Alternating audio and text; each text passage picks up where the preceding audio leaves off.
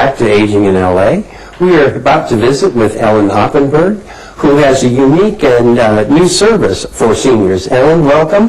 Tell me the name first of this new company and what services you're offering. Thank you very much. The company's name is Time Savers for Seniors, and we offer A through Z in terms of services. What we try to do is make the lives of seniors and their families that care for them easier.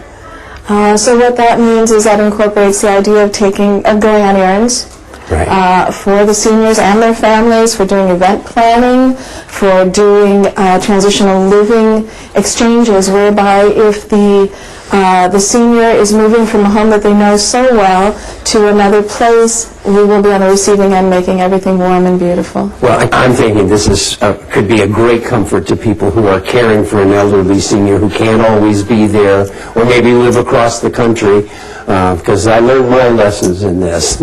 Absolutely, as did we. And if I can say, that's exactly why this company was founded.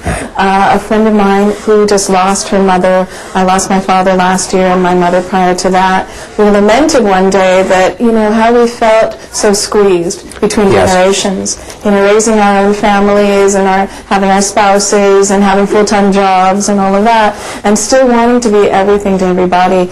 And really just being with our parents rather than always having to run errands for them, but having some more quality time than that. So we decided that we needed a service like this because we didn't know one existed. When we looked, there wasn't one. Anybody who's been involved with these care issues knows that it's complex, it's ever-changing, as 1 year's problems are not the same as the next. So do you help families anticipate those needs as well? Absolutely. I mean, having lived through these experiences and knowing what it's like to go through the system and the mazes and what have you, we actually feel that we're pretty authoritarian in that way, that we know what to do. And we also do a referral service. We also do internet searches for families when they don't have the time. So the opposite end of what we do is not only for the seniors, but also for their families. So if they have to be at Mary's birthday party, but they also have to get little Johnny's birthday party together, we'll help them out with that as well. Now, before we run out of time, again, the name of the company and how can people contact you? Time Savers for Seniors. Time Savers for Seniors. We're serving the San Fernando Valley and the Ventura County area, and 818-832-8526 or timesaversforseniors.com. Thanks so much for joining us. This is a real treat. Thank you very much. Thanks. My pleasure. Kathy, tell me what we're seeing here with these young kids serving the seniors.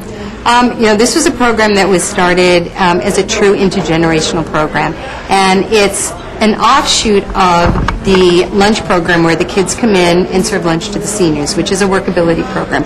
We decided to take it to another level and incorporate now a culinary class, which also is going to have a built-in bakery component where people are going to learn how to start their own business, baking, selling product, and truly working all intergenerational components of the piece of the model. Well, now, kids in high school have to have community service hours. Can they get them here? Absolutely. They can get community service hours. They can get high school credit elective hours for their technical electives.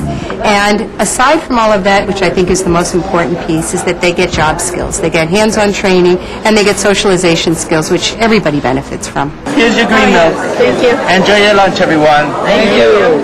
When you think about the size of the community of seniors coming into the market, we're going to need youngsters in the job place who are able to take care of seniors and understand their needs. And it allows them the opportunity to get all those components that we just talked about.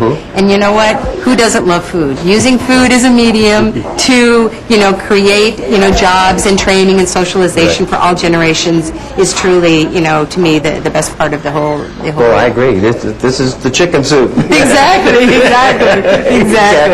And now it's time to hear from Brenda Barnett from the Department of Animal Services, another of the special services available here in Los Angeles. And I'm delighted to be able to tell you about a special program that we have, which is Senior Pets for Senior Citizens. And what we know about having companion animals in our lives is that they make us happier, they make us smile, they reduce our blood pressure, and they greet us when we come home from wherever we've been, whether it's a walk or whatever. The other thing that as we get older and we get a little bit more sedentary in our lives, having a companion animal probably increases your exercise. You'll get up, you'll take care of your pet, you'll take your companion animal for a little walk. If it's a kitty, you'll clean your litter box. And when you remember to feed your companion animal, that's a reminder that it's time for you to eat too. So, we just know that having a companion animal is the best way to enrich your life and to enrich their life because they need you too. Each year at Los Angeles Animal Services, we have over 50,000 companion animals that come through our 6 shelters.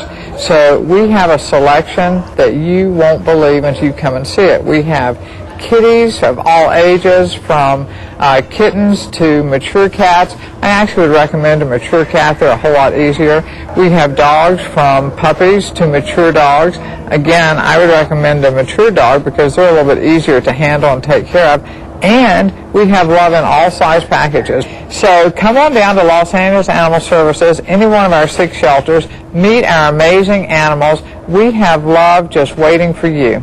We are visiting now with Ann Love from the DMV, and we have a subject that's very important to the seniors in and around Los Angeles. Ann, welcome. Thank you for coming here. Thanks. You are the ombudsman for seniors on behalf of their interest vis-a-vis the DMV, correct? Yes, as the senior driver ombudsman, I work with seniors who have concerns, inquiries regarding transactions at the Department of Motor Vehicles. I also spend a large part of my time making presentations to senior groups about safe senior mobility. Well, what are some of the things you do? I mean, do you address senior citizen groups when they get together so you can kind of inform them of what's coming? I think the idea is to bring to mind that there are physical and mental changes that accompany the aging process. Yes. And those changes do affect skills necessary for safe driving. Yes. And make recommendations how they might use resources, modify driving behaviors, so that they can continue their driving life for no longer. One of the first steps of being a safe driver is recognizing that there are changes. Yes. We each age differently, so it's important that each person do a self-assessment to determine where they are.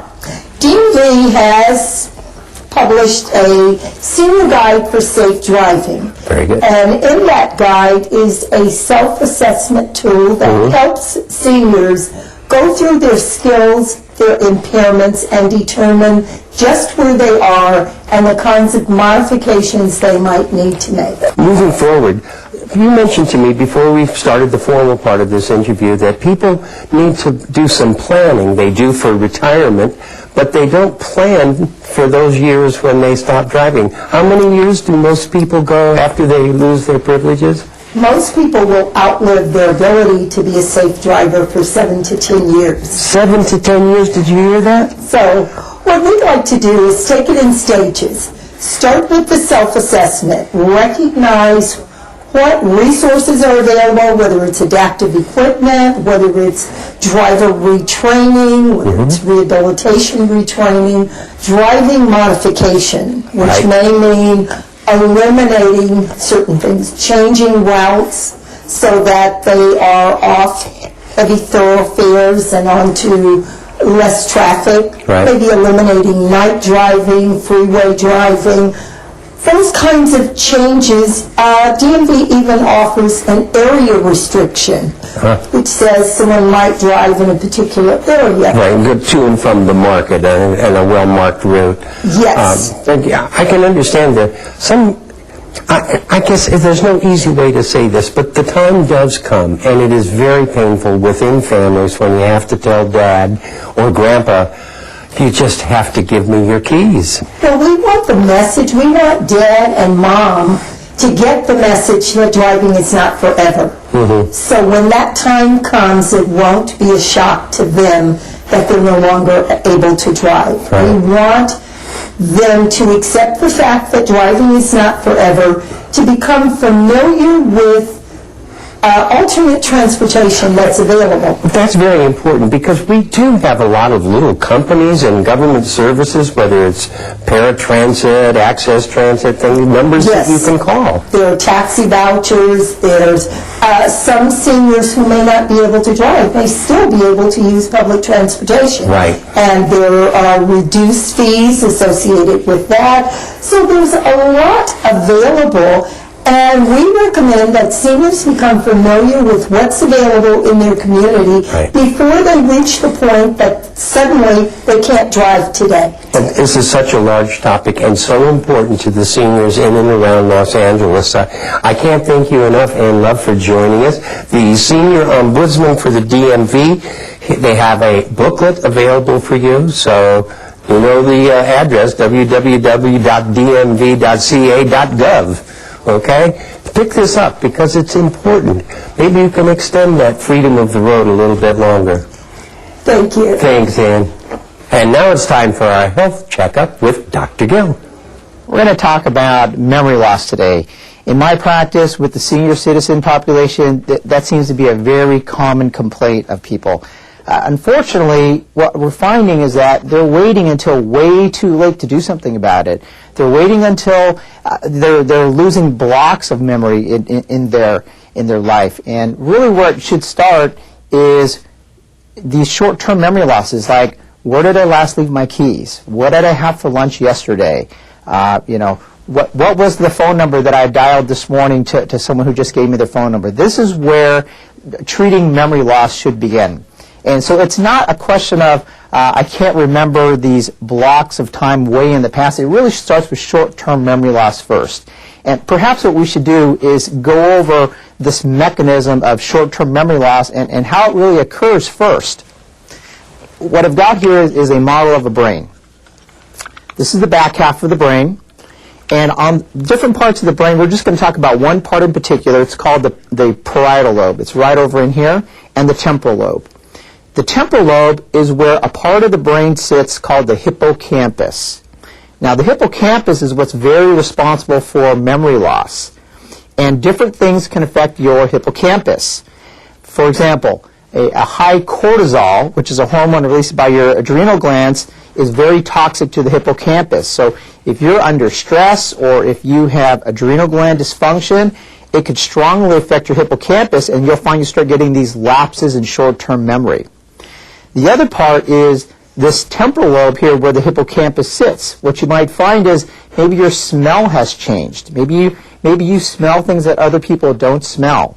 Or perhaps you don't smell things that other people smell. That tells us that there's a portion of this brain here called the temporal lobe that's affected. And because that hippocampus sits right inside that temporal lobe, that tells me that there could be a potential neurological problem here in your temporal lobe and or hippocampus, which is affecting your memory. So how do we fix this?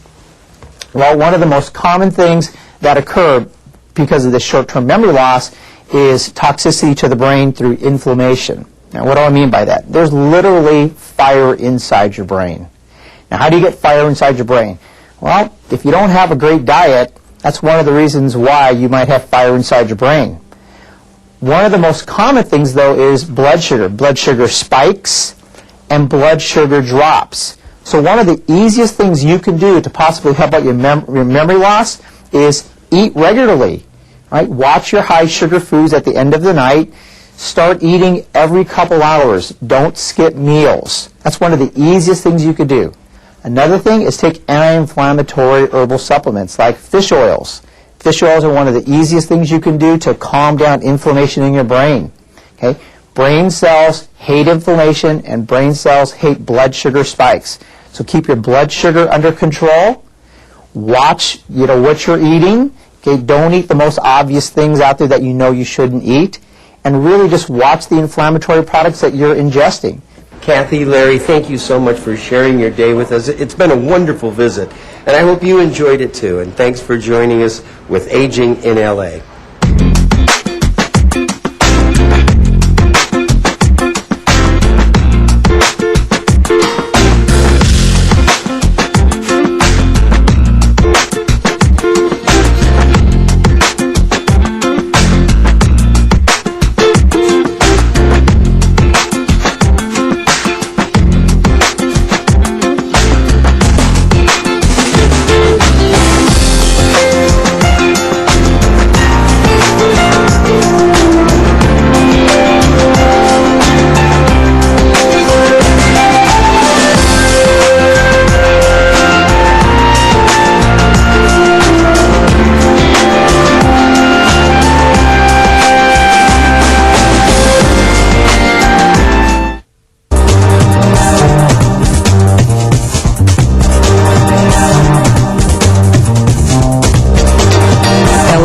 WSBQ Channel 35. Your city, your channel.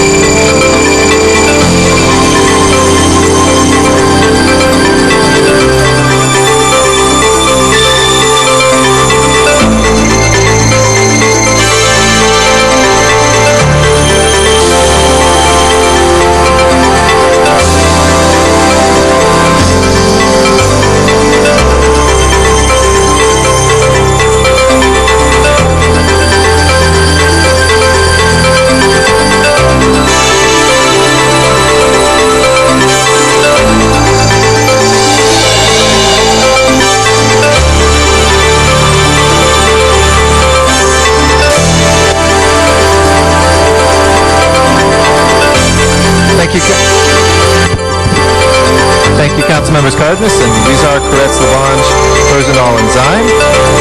We do not expect Ms. Hahn, Mr. Parks today, but if everybody else will please make their way down. Mr. Alarcon, Mr. Krikorian, Ms. Perry, Mr. Reyes, Mr. Smith, and Mr. Westland. We will begin shortly. Thank you.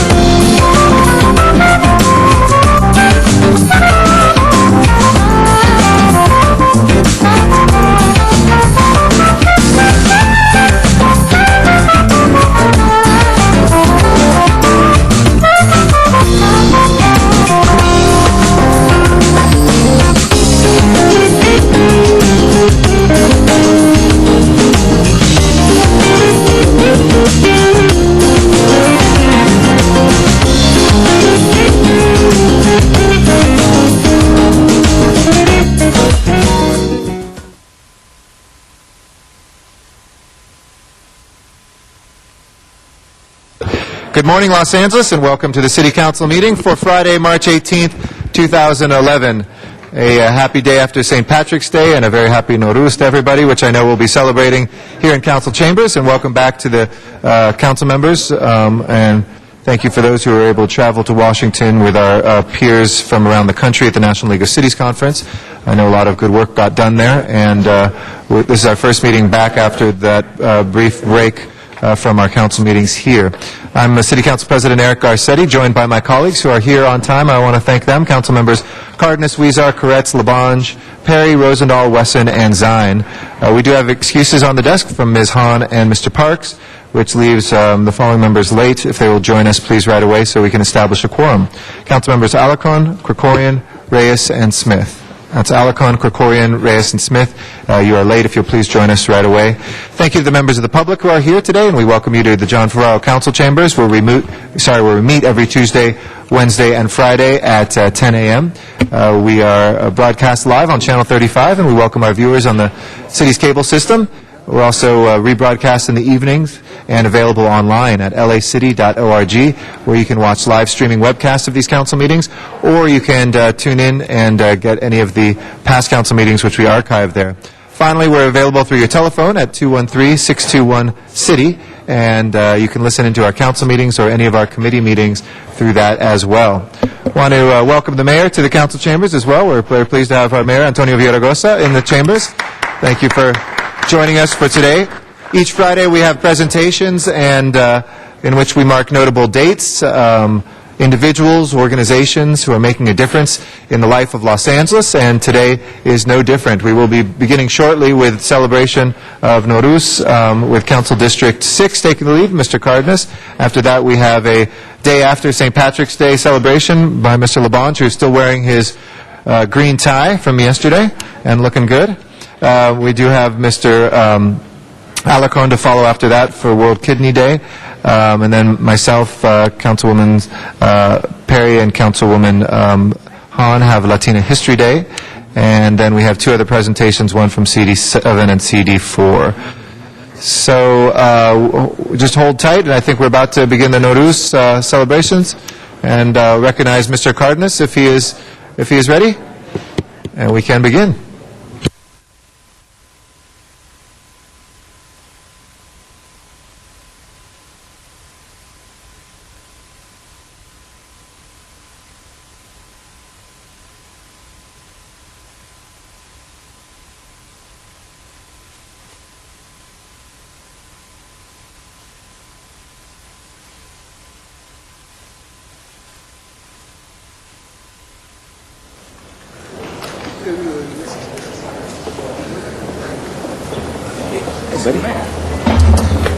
I'll be introducing you.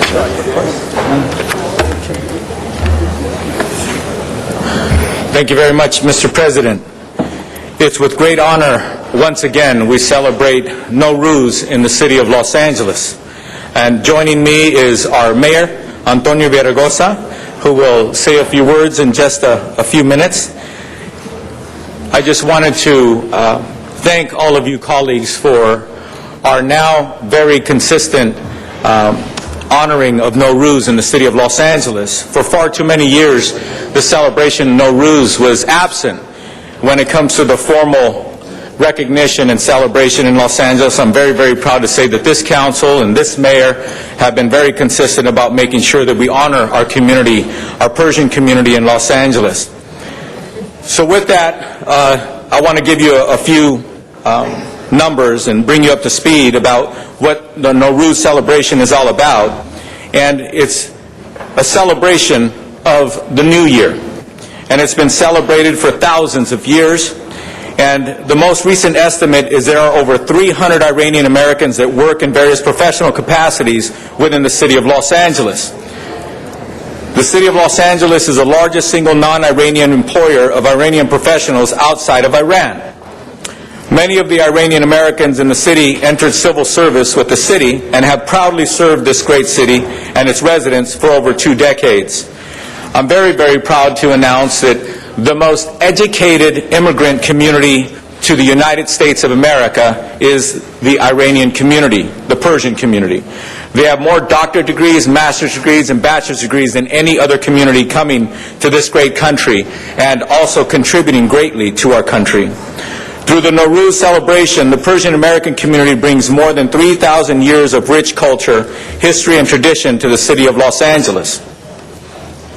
Nowruz proclaims spring as a time of rejuvenation in nature, rekindling of friendships, and bringing about hope for a brighter future for all. It is truly a time of celebration and strengthening of our common resolve to be better and to do better. Along with the celebration of Nowruz, each year the Persian American community of Los Angeles reaches out to all of our diverse communities and contributes to forming citywide relationships and bonds that truly make Los Angeles special and unique. The Persian community continues to contribute immensely to the entire city of Los Angeles and beyond.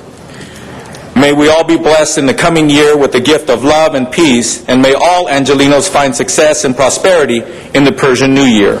So my best wishes and Happy New Year and Happy Nowruz, Nowruz Mubarak.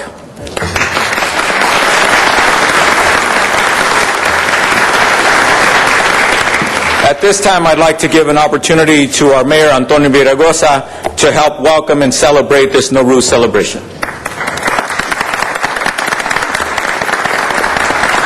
Well, first of all, I want to thank Councilmember Cardenas for now, I think, 8 years running, hosting the Iranian community here in the council chambers, celebrating Nowruz, the first day of spring, an opportunity for us to really not just celebrate Nowruz, but also to acknowledge and thank and celebrate the contributions of this great community of the city of Los Angeles.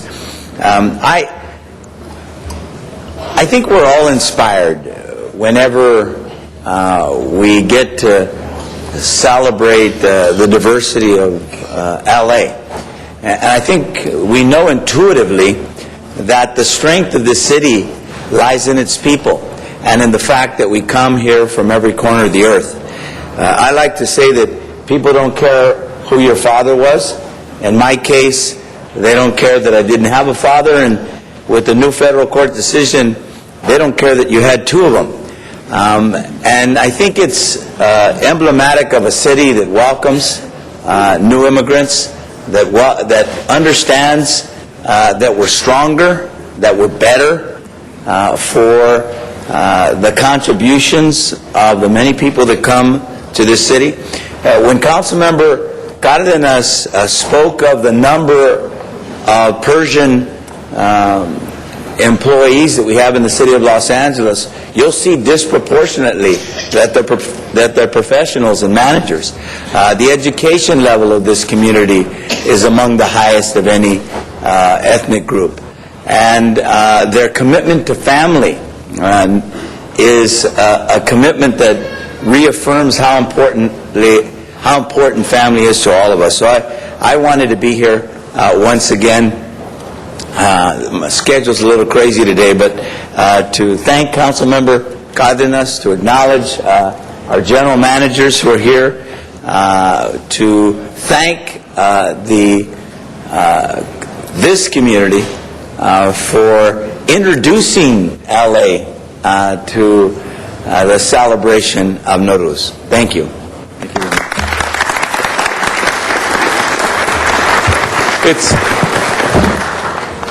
I would like to recount the opportunity that I was given to commence and begin the first celebration of Nowruz in the city of Los Angeles' history right here on the council floor.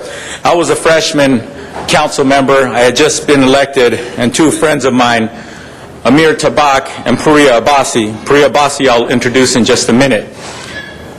They came into my office and very sheepishly took a while to ask me a question, until finally I said, "Why are you guys acting so weird?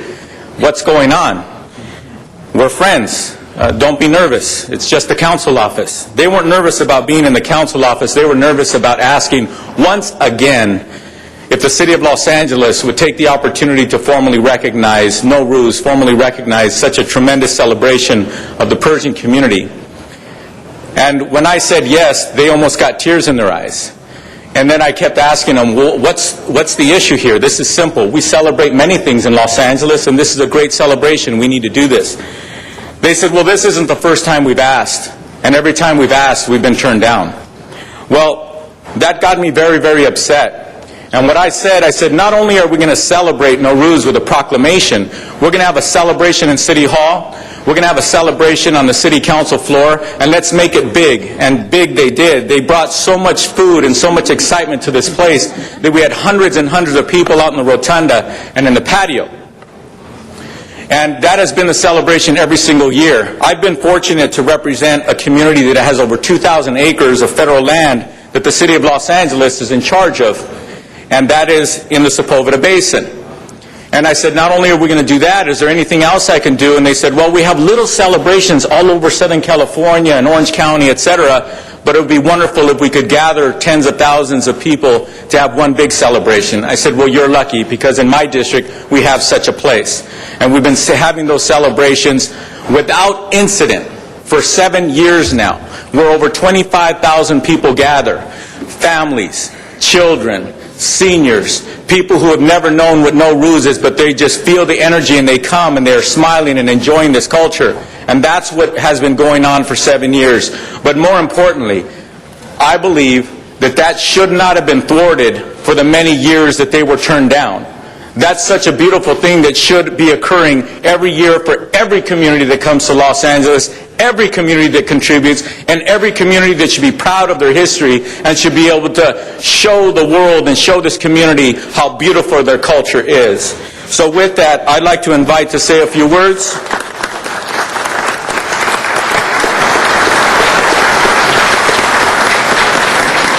Faria Abbasi, who heads our convention center for the city of Los Angeles, a very capable individual, and one of the reasons why I think I warmed up to the Persian community so much is they probably have more engineers per capita than any other community.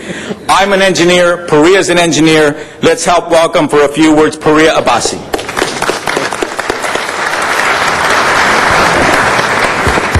Council President, we decided to just have one speaker today to keep it short. So with that, this is on behalf of all of us here. Honorable Mayor Villaraigosa, Member of City Council, elected officials, friends and colleagues. Many thanks for recognizing the benevolence of Nowruz and its core themes of hope, compassion, peace and love for all creation. As Nowruz is now celebrated in city halls across the nation and even in the chambers of Congress, we are keenly cognizant that such recognition materialized, grew and spread only after this city took the bold step to respond to the request of one of its communities in 2004 and ever since. We thank you for always leading the thrust of finding a great value in a great diversity in the greatest city in the world.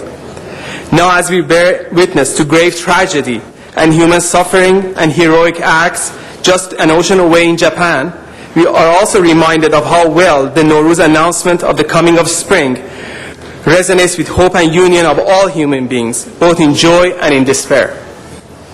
In the word of the greatest Persian poet Sa'di, and if I may quote, and these verses are actually at the entrance of the United Nations in New York, human beings are members of one whole, in creation of one essence, one soul. If one member is afflicted with pain, other members uneasy will remain.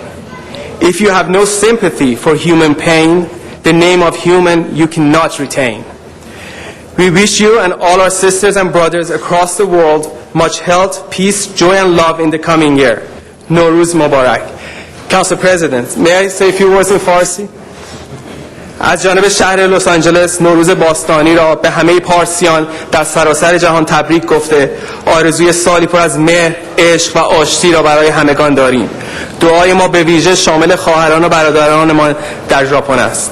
نوروزتان پیروز، هر روزتان نوروز. Thank you. We've got a few other council members who'd like to add their good wishes. Starting with your brother from the Near East as well, Mr. Zain. Dennis Zain. Thank you, Mr. President, and good morning, Nowruz for everyone. And I want to congratulate you, Tony, because I know that you work hard to bring this together. And the event, I think, if I'm not mistaken, is April 3rd. Yes. Some people may think it's this Sunday, but it's going to be April 3rd at the park, where the turnout is spectacular with the food. I know the mayor's out there. We enjoy the delicacies, the dancing, the music, all the activities. And I just want to offer my congratulations to the great Persian community. My district, the Southwest San Fernando Valley, we've got great Persian restaurants out there. And I love that rice that's hard on the bottom. And I forgot the name of it. Tati, what's it called? Tati. It's fantastic. So, congratulations once again. Thank you for the celebration. As the mayor knows, this is an international city, and we bring so many groups forward to do the congratulations. Following this, I think we're going to do the Irish, which was St. Paddy's Day yesterday. Yeah. This is the international city, the greatest city in the world, Los Angeles. And Tony, thank you for bringing our great Persian community forward. And I also see in the background there, you all want to know this man, our assessor's sitting there in the back. Yes. County assessors. I don't know if he's up to speak or not, but I want to acknowledge the fact that he's there. John Nogus, our county assessor, newly elected. Congratulations to all. Happy Nowruz. Thank you. Mr. Rosendahl. Thank you, Mr. President. Once again, it's the new year. The new year is a time of hope. The new year is a time of renewal. The new year is a time to think peace.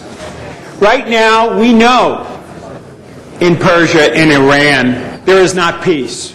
We know that the people are being repressed and beaten up, and there is no sensibilities happening. When the Shah was there was confusion, but the Shah did allow a certain freedom to develop, and we still don't have freedom in Iran. I'm very worried about the state of the world, obviously with Japan and what's going on in other places, but the Mideast is extremely significant. So if we can take this moment of renewal, of hope, of the new year, and give a blessing to all of humankind, and hope that we can develop peace in Iran, so that we can all connect in the right way with humankind. So Happy New Year to everybody. Bless you. Thank you. Mr. Koretz. Salam. It's great to see so many of my friends from the Persian community here. Los Angeles has the largest Persian population outside of Iran, and I'm proud to represent the 5th District, which has really the heart of the Persian community in it. I was pleased that last year at the intersection of Westwood and Wilkins Avenue, we were able to dedicate a square that might cause some confusion, not Pershing Square, but Persian Square, where the first Persian businesses were established a number of years ago when the community started to gel in Los Angeles. We had a wonderful celebration at that time with thousands of people for the previous year's Nowruz celebration. And again, to avoid confusion, there's going to be one other Nowruz celebration of very substantial attendance on Westwood Boulevard on March 27th. And hopefully folks from the west side will attend that one in their usual large numbers. It's been a great honor to work with the Persian community. I want to thank Tony again for having done this for so many years and given this community the proper respect that it deserves. So Happy Nowruz and Eid Shoma Mubarak. Thank you, Mr. Labange. Thank you very much, Mr. Carter. Give Mr. Carter a big hand, because what is key about this, he opened the doors wide for this community. And Mr. Villaraigosa, give him a bigger hand for what the mayor has always done. And he speaks in great pride that 38 countries' second largest city is Los Angeles region, which is so important. And Mr. Abbasi, thank you, because you're our ambassador as the general manager of the convention center and many events that we have there. And Mr. Sadati, thank you. Give Mr. Abbasi a big hand right there. That's good right there. This is a tough one. Mr. Sadati has the toughest job in the city, because I could do an instant poll right here for the people in the chambers and say how many people have been a victim of crime in Los Angeles in the last year. I know we had a problem in our neighborhood. Anybody else here had a victim of crime? Raise your hand. We're lucky right there today, Mayor. How many have been impacted by traffic in Los Angeles the last 24 hours? This is the man who's going to solve the traffic problems. He's a great engineer. He lives in San Pedro, and I love him dearly. It's so special. And I just want to add, years ago in our history in Los Angeles, as people migrated here, they had state days. Everybody from Iowa picnic in Griffith Park. Everybody from Kansas picnic in Griffith Park. That's what the state days did. But the great transformation, which really goes back to another great mayor, and Tom Bradley, when we opened the world to the Olympic Games in '84, that people said Los Angeles is home. And we welcome everybody here in Los Angeles. So congratulations for DeRoos. Congratulations for all your families that are so special. And thank you, Mr. Cardenas and Mr. Villaraigosa, for always opening your arms as wide as possible for all people. Congratulations. Thank you, Mr. Labange. Ms. Perry. Thank you very much, Mr. President, and then to Mr. Cardenas and Mr. Abbasi and everybody who's here to celebrate, and to the mayor also. Thank you for keeping this tradition alive here in the council chamber so that we can share it not only with each other, but also for everybody who's watching on Channel 35 to examine and to understand how broad and global our city really is, and to share the traditions of everybody's culture in a way that we can learn and continue to grow. So, Happy Nowruz to everyone. Thank you, Ms. Hahn. Thank you. I just rise to say Happy Nowruz to all, certainly in the Persian community, but beyond. And I was thinking, driving in, I was listening on the radio, and they were talking about this celebration. And I was thinking, it's really the first celebration to remind people that spring is coming, and that it is a time not just for renewal in the ground of our flowers, but really an opportunity for all of us to renew our spirits. And I'm thinking, what a better time in the world today than to have this celebration and remind people, everywhere, that there is hope, there is a chance for renewal, and what a perfect time to celebrate Nowruz and give people the opportunity that, this too will pass. And there will be an opportunity for flowers to bloom and lives to be renewed, and a chance to know that life does go on. And I think there's a lot of people in the world today, particularly in Japan, who are going to want to feel this message of spring. And so it's great that this is the first celebration to remind us that spring is here, and it is a great chance for us to believe. So Happy Nowruz. Thank you, and just briefly, let me add my good wishes as well. I was in the nation's capital this weekend and had a rare day that I haven't had in years off on Sunday. And I went with a group of friends to the nation's mall and went to the Smithsonian Museum. And at the Sackler Freer Gallery, everything was there for Nowruz. It was amazing. They had card making, fortune telling, they had food, they had pomegranates, they had the history of Persian art, and it was wonderful to see in our nation's capital a recognition of the close ties that we have always had with Persian civilization and with the Iranian community that is here. So congratulations. Know that from City Hall all the way to Washington, D.C. and beyond across the shores, of course, people are celebrating. Eid al-Shama Mubarak, Sad Sal Bein Sal Ah. Thank you very much.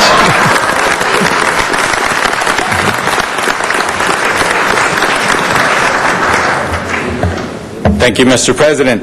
And also for those of you who missed out on the previous year's celebrations, one of the core values of Nowruz is peace and prosperity for all.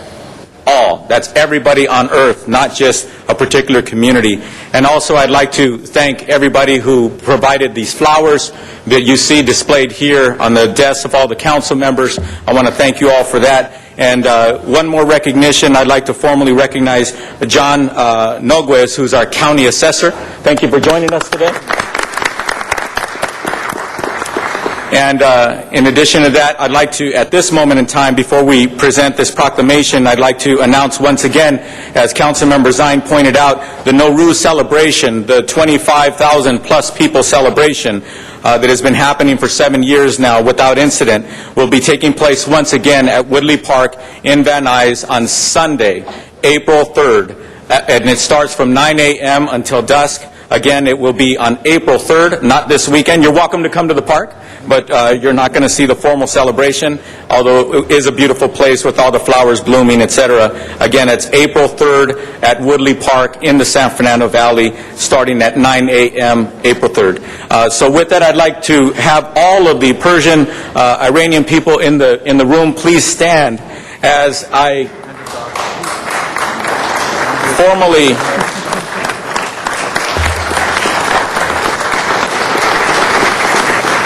hand this resolution signed by the mayor and all of the electeds within the city of Los Angeles. I want to thank the Iranian community for bringing such a wonderful celebration to our attention, and I want to thank all of the city staff who have been participating over the years to make sure that it is one of the best and most tremendous celebrations we've ever had, and an enlightening one as well. So thank you all very much, and we present you with this resolution.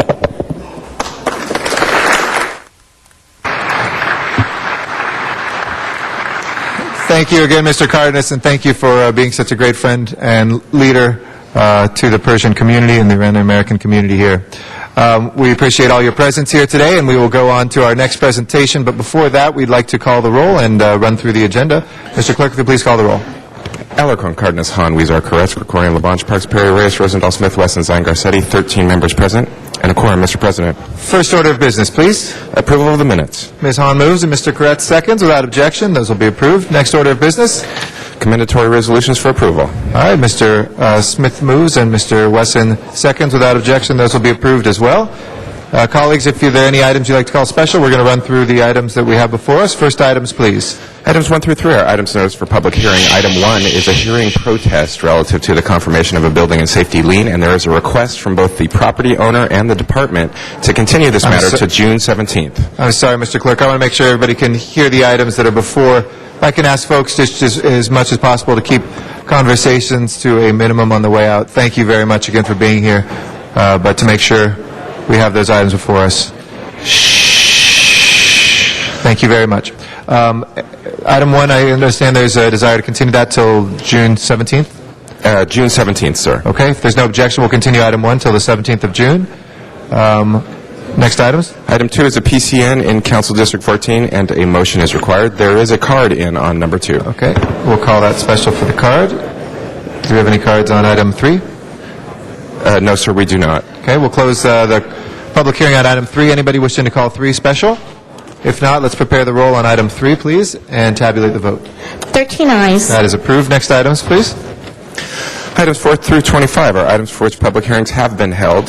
There are requests from members to refer item 8 back to the Energy and Environment Committee for further consideration, and to continue item 24 to April 1st. Okay, do we have, I'd like to call 9 special for hearing on that. Any other specials, colleagues? Items 4 through Mr. President? 25. Yes. I wanted to send 8 back to my committee. Okay, We let's can take send, it off the deferred list. without objection, we'll send 8 back to Energy and Environment. Without objection, we'll continue item 24 until the 1st of April. And other specials, Mr. Smith? No. If there's no other specials from item 4 through 25, we'll move both the reports on 25. Let's go ahead and prepare the roll on the balance and tabulate the vote. 13 ayes. Okay, those are approved. Next items, please. Items 26 through 42 are items for which public hearings have not been held. 10 votes are required for consideration. Okay, if there's no objection to consideration, those are before us. Do we have cards on any of these? Mr. President, there are requests from members to refer item 26 back to the Energy and Environment Committee for further consideration, and to continue item 29 to March 29th, please. Without objection, we'll continue the 29th till the 29th of this month and refer 26 back as well to Energy and Environment. What else? Anything? And do we have any cards on the rest of the items here? Yes, sir, we do. Okay, let's go through those. We have cards on items 32, 33, 34, 37, and 39. Okay. We'll close the public hearings on those other items. Let's go ahead and prepare the roll on the balance if there's no other specials. Please open the roll, close the roll, and tabulate the vote. 13 ayes. Okay, those are approved. And before we go back to our presentations, Mr. Smith for an introduction. Two things. First of all, ask items 10, 13, 14, 20, and 22 go forthwith, please. 10, 13, 14, 20, and 22? Yes. Okay. And number 4 for Mr. Labange, if we didn't catch that. Send those all forthwith. Go ahead. Thank you, Mr. President. It's a pleasure for me to be here to introduce to you somebody very special to me and will be special to you. 8 years ago, Hal Burnson stood here and introduced the new councilman of the 12th District. That was me. I'm very happy to stand here today and introduce to you your new colleague, the new councilman of the 12th District, Mitchell Englander. Mitch.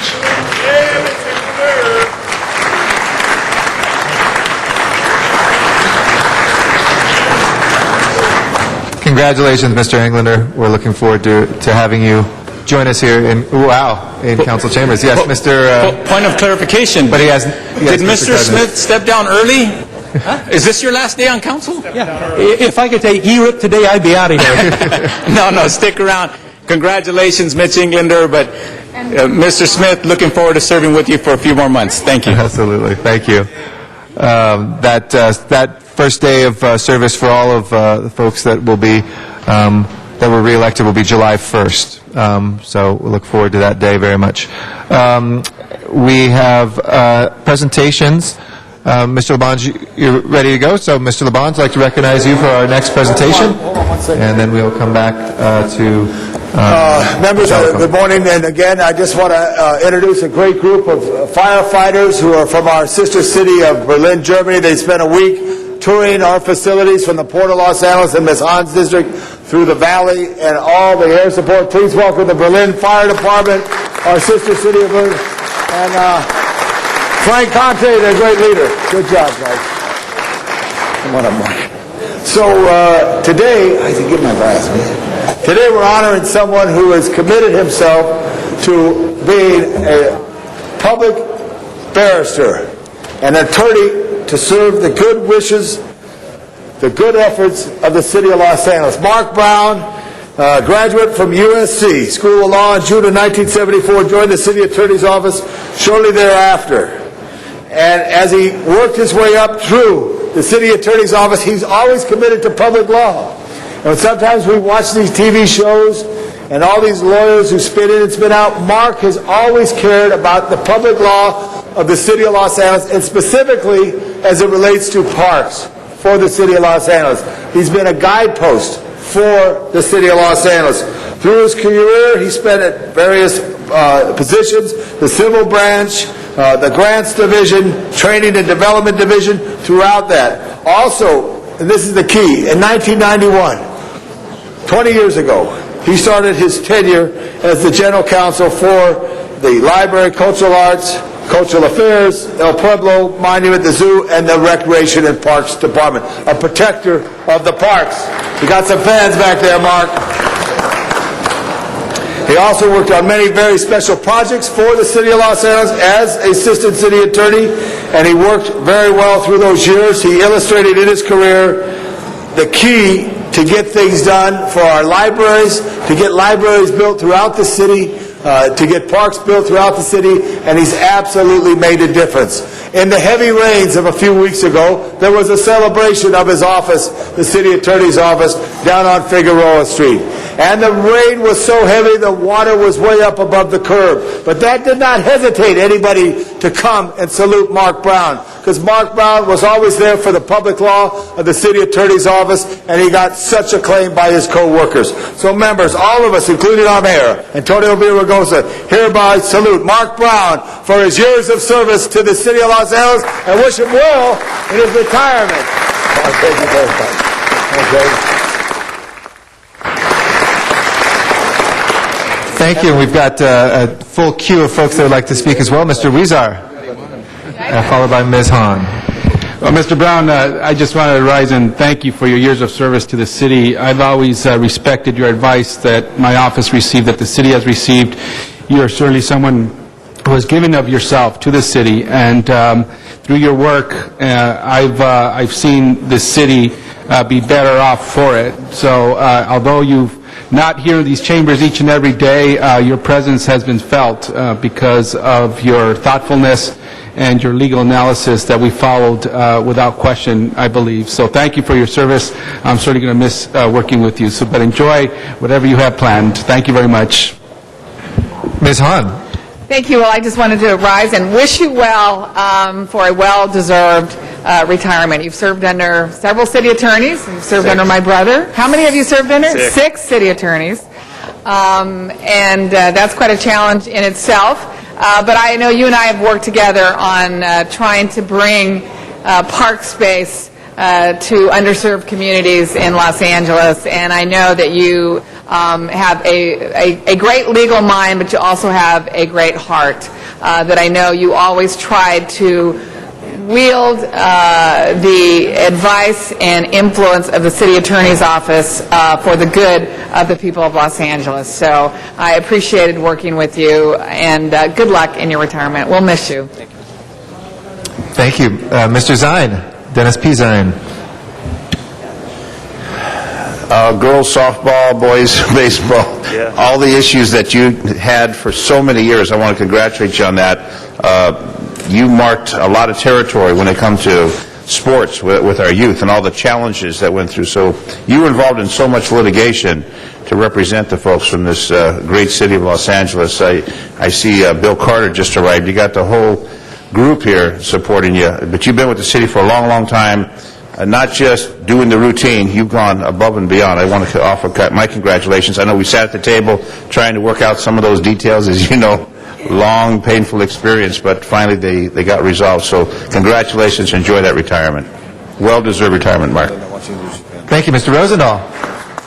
Got a job for you when you come back, because you're going to keep working. You're a young guy. I was just telling your wife there, to help us with Venice Beach and an ordinance. When I first came on the job, you had this ordinance that everybody loved, and then it was thrown out. And then you did another one, and everybody loved, and it was thrown out. And then we did a third one, and it was thrown out. And right now, we just don't know where to go. So now that you're out of the government, maybe you can give us that insight that we need to have to make what Venice Beach should be, which is an expression of the most amazing, eclectic humanity that there is. So I look forward to you coming back in that. Thank you for all of your hard work in difficult circumstances, especially in my district, where I know it isn't easy to function there. So God bless you and Godspeed to you. Thank you.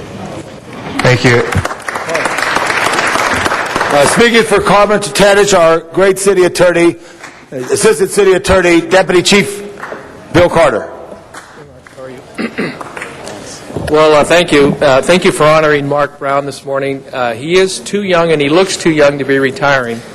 But one of the things you have to remember is some of the projects that Mark has been working on are some of the most complicated in the city.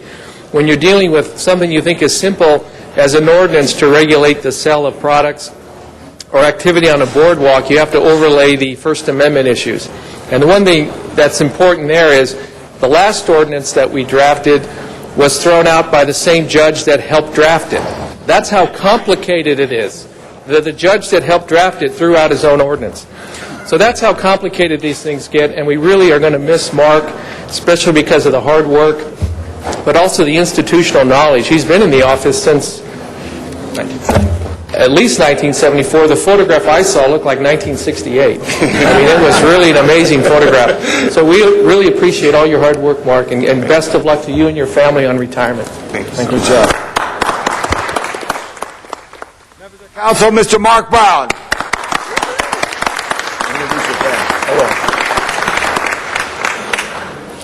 Thank you so much. I feel very honored to be able to be here today after a career that spans 36 and a half years with the city attorney. So I'd like to introduce, I brought my wife with me here today, my wife Susie, and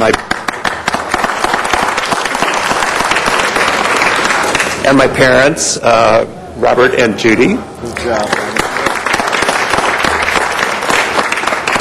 And I just wanted to say, throughout my career, as a native of Los Angeles, I couldn't have had a more rewarding experience, or I have been more honored and privileged to do any other work other than, as an attorney, serve the city that I love. So thank you very much. I'm still here. I'm in CD5. I love LA, and not going anywhere. So, Thank you, Mark Brown. Just leaving the building, but not the city. Thank you, Mark Brown. Good job. Big hand for Mark Brown. Thank you, Mark, and thank you for your great professionalism. Thank you, Mark, for a great career and great service to the people of Los Angeles. And with that, we will go to our next presentation. Like to, Mr. Labange, are you ready for the other one? No. Okay. We'd like to recognize Councilmember Alarcon, then, if he is ready. He's in a meeting right now. Oh, and sorry, Mr. Smith has another introduction. Ladies and gentlemen, I'm very pleased to introduce a group of retired city employees that are with us today. led by none other than my wife, Chris, who is in the back. Would you please stand? I have with us today my wife, Chris, who worked for Mayor Dick Riordan and then Mayor Jim Hahn. I have Diane Cartiala, who worked for me for a number of years, been a friend of mine for 30-some years, worked also for Councilman Hal Bernson, and I give her credit. In our 8 years, we created over 40 acres of new park in my district, which is the first acres of park in my district in 40 years, and she did all that work, so congratulations. We also have with us Sue McElvoy, Ann Volmer, and Karen Kalsman, all city retired employees with over 30 years with our Department of Recreation. They're here to visit today to see us here, but also they're going over because they've never seen our new police headquarters, and then they're going down to EMD to see emergency operations. So welcome, ladies. Enjoy your day in City Hall and in the city. Thank you. And thank you for your service. Thank you. Thank you, Mr. Smith and Mrs. Smith. And now we'll go to Mr. Garcetti for a presentation. Mr. Eric Garcetti. Come on. Hey, Eric, what a great day. Say hello. How are you? Welcome. Just for work? Wow. How old are you? We're twins. Thank you guys for coming. Good morning. Thank you, Mr. President. And very proud, Ms. Perry is, I know, going to be joining us. I think she's taking a photograph, but Ms. Hahn is here, and they are both going to be co-presenting today this wonderful presentation we have for Latina History Day here in the City Council. Since its founding in 1989, Hispanas Organized for Political Equality, or HOPE, has been dedicated to improving the educational, political, and economic status of Latinas. HOPE's guiding principle is that knowledge of Latinas' historical contributions to our society, coupled with the knowledge of the political process, will guarantee a more representative, democratic government. It's unfortunate that since Gloria Molina, we haven't had a Latina serve here in the City Council, and I hope that you will all help us change that history in years to come. But between the women here and the Latino here, we have kind of represented Latinas, and certainly we have, I think, a recognition that throughout these chambers, every single day, the political leadership that we have on our staffs and general managers, in women who have served in this horseshoe, has altered the course of history, and that Latinas have that ability to, in this city, a great world city, to not only make a local impact, but a global impact as well. So that is why today we celebrate here Latina History Day, memorializing the important role that Latinas play in American society. As I mentioned, I was just in Washington, D.C., and at a meeting at the White House, I was meeting with Cecilia Munoz, who is the Director of Intergovernmental Relations at the White House. As I left the White House, I ran into our great Labor Secretary, Hilda Solis. We see the impact that Latinas are making for Americans throughout this country. They're breaking glass ceilings and excelling in all areas, whether it's owning a business, being executives in some of our largest corporations, but also being elected at all levels of government as well. Today we celebrate contemporary Latinas who continue to build upon the foundation of generations who came before them. And when I think about the HOPE visits each year, think about how proud, I actually have a picture up there of my grandmother, Juanita, how proud she would be to see the growth of the Latinas that have been a part of Los Angeles and throughout this country. They come together to support each other, to train, to share, to commiserate, to understand that the strength that comes from networking with each other means that they can then help lift up fellow Latinas to great jobs and to achieve great things for America. So today we declare March 18th as Latina History Day, and we congratulate Hispanas Organized for Political Equality for their service to the Latinas and all residents of this great city. Si se puede, and with that, I'd like to hand it over to a great honorary Latina, Janice Hahn. Gracias.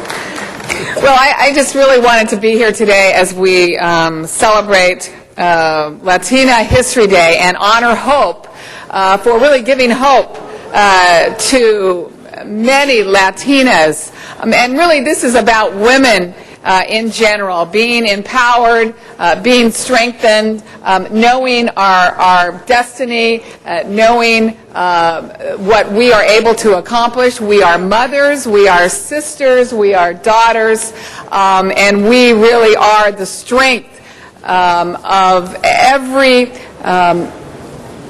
area that we are in. Our influence, our spheres of influence are so important. And so HOPE has done such a good job in empowering Latinas to, again, understand where they can lead, where they can govern, where they can make history. So this is about how history has been made so far, but really this is about saying in the future there will be so many more Latinas who will go down in the history books for doing special, important, and great things for our society. So congratulations, Hope, for giving us all hope on knowing what our destiny truly is. Thank you, Ms. Hahn, and I'm also pleased to stand with a strong group of women who are determined to engage and advocate on behalf of their communities and are strong voices in the arena of public policy.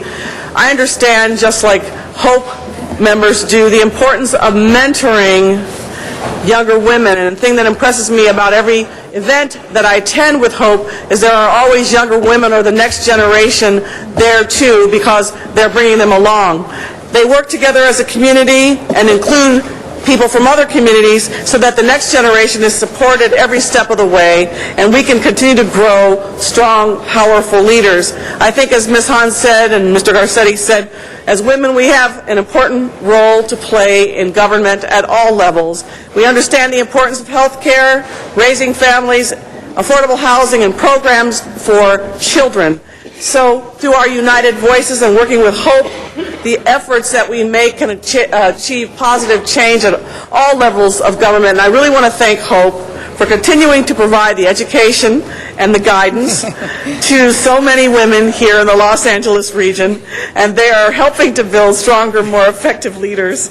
So it's a pleasure to have all of you here, and each one of you is an inspiration.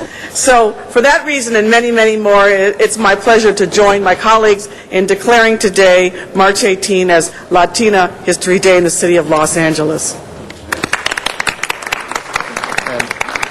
And Hope has been blessed by an extraordinary board and executive director, and I'd like to ask Helen Torres, the executive director of Hope, to step forward to say a few words as well. Here's your big chance, guys. You ready? You ready to say something? Say it for the child. Good morning, and thank you so much to the City Council, Council President, and our fellow council members here, and our future council members. And let me see if I can do this. To Adam and Joshua, my twin boys. They're growing up to respect women, as we all know that we need to in this world, and they're going to be great husbands. That's a plug for 20 years plus. Of course, we're here to celebrate Latina History Day, a great celebration of not only the great contributions that Latinas are currently making, but of course the celebration of our history. I would like to say a couple things about Hope and then introduce our conference chair, Sandra Magana, who's been a board member for 10 years. But Hope, as you all know, stands for Hispanas Organized for Political Equality, and for over 21 years we've serviced over 40,000 Latinas statewide, have trained them. Thank you. Have trained them to go on in civic engagement, and we're very proud of our policy agenda that really ensures that there's a strong education and health care reform for all here in the state.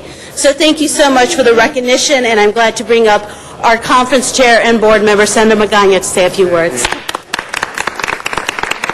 Thank you, Helen. Thank you, Council President, Council members, and the City of Los Angeles has always welcomed us and always helped us to celebrate the contributions of Latinas to this community. So we are very fortunate to have celebrated for 20 years our Latina History Day conference, and it draws over 700 women here locally at downtown. So we've always felt very welcomed, and we've always felt very supported by this great city, and we thank you very much.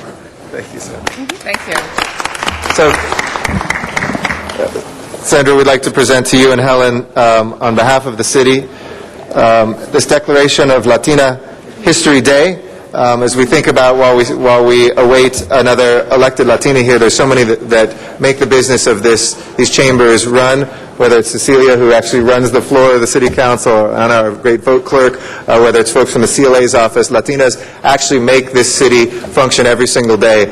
And when we think about the district that we're in, the supervisor for Gloria Molina, whether it's the member of Congress, Lucille Roybal Allard, neighboring Grace Napolitano, we've got actually more Latinas, I think, elected to Congress from Los Angeles and Orange County than any other ethnic and gender group. So it's an amazing, amazing celebration that we have, the Sanchez sisters, exactly, to celebrate with you today, Latina History Day in the city of Los Angeles. Felicidades.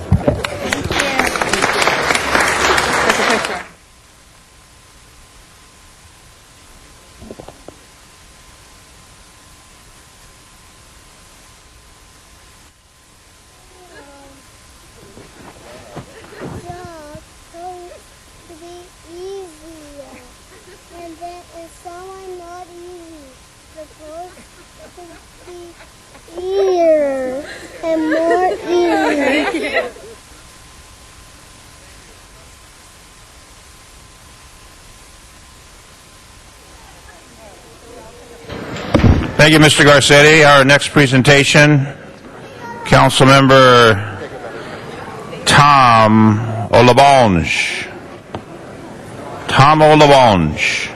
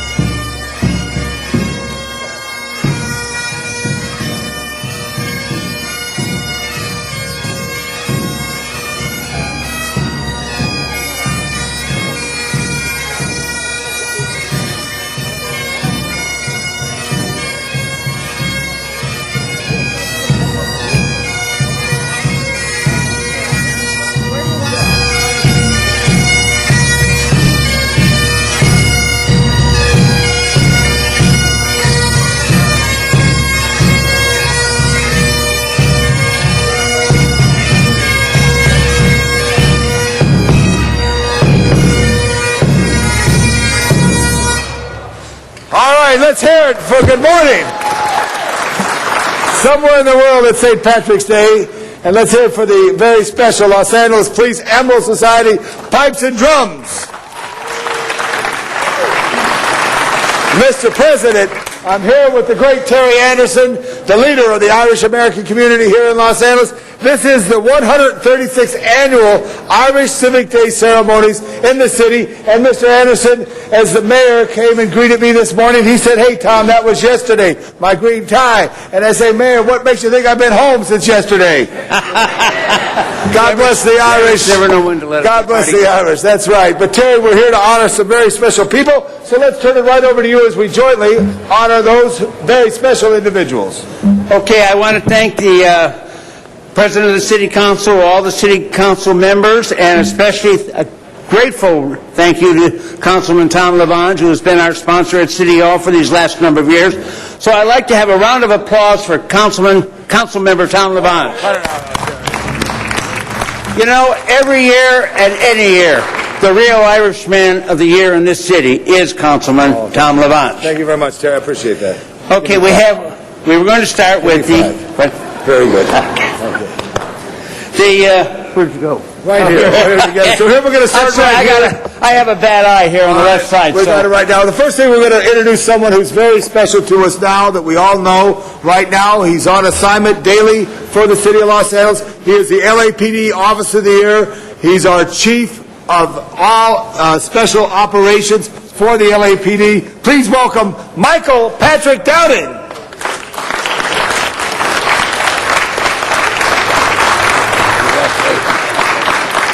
Michael, we know you're on special assignment today, but as a deputy chief, you've done so much for the City of Los Angeles and the police department, In addition, as an area captain, you were very instrumental in making things happen in revitalization of neighborhoods and the business relationship of communities. You're truly an angel in the City of Angels, a proud son of Irish parents. We hereby salute you for the LAPD Officer of the Year, Michael Patrick Dowding.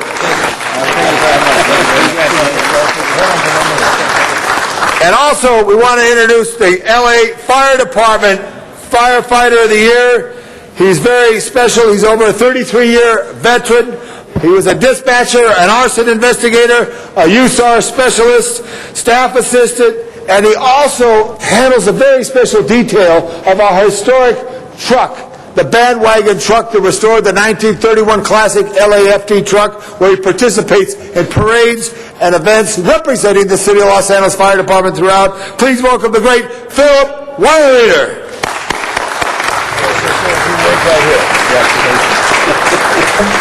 Phil, on behalf of the council, we want to salute you as the Irish Firefighter of the Year. On this date, you're a proud member of the Los Angeles City Fire Department and the great job that the fire department has done all the way, and you can't do without DWP and their water, but we salute you, Phil Weiler. Thank you. Good job. Thank you.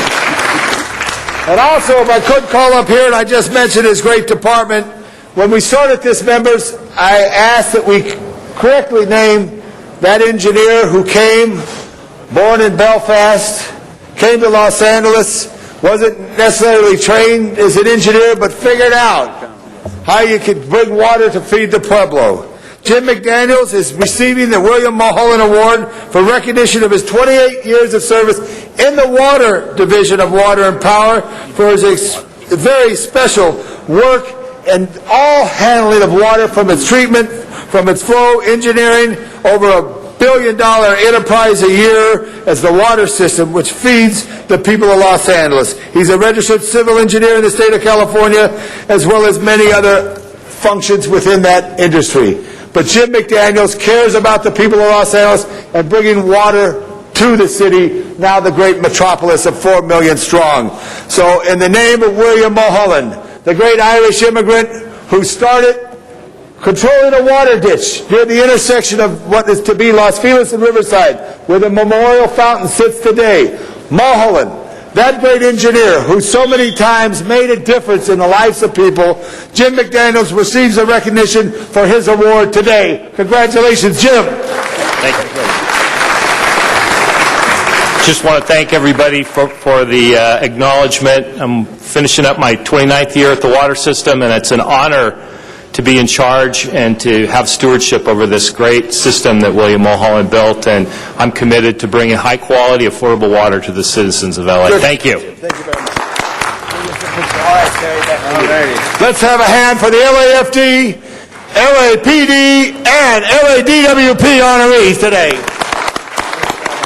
I'll keep talking now. All righty. Continuing on with our honorees, we would like to present to you an Irish businesswoman, an Irish businesswoman who has been very active. She's a young woman, but she's accomplished her ability as a leading businesswoman in the Santa Clarita Valley, Charlene Duzick.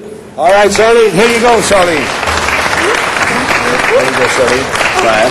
We'll take pictures later. Okay, good job. Hold on, Charlene. Stay right here. Our next honoree is an Irish businessman.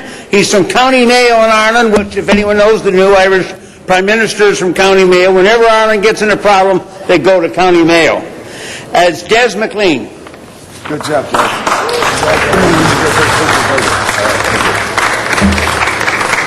We have an Irish actor. Of course, this wouldn't be Hollywood without an Irish actor out here. This fella has been a very accomplished actor. You see him on TV all the time. Barry Lynch. All right, Barry, good job.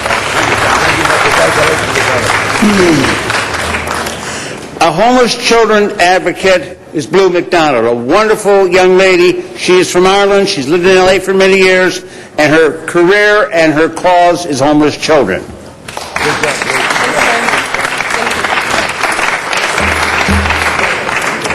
An Irish Fair volunteer, Grace Sandlin, who's been involved with the Irish Fair for many years. Good job, Grace.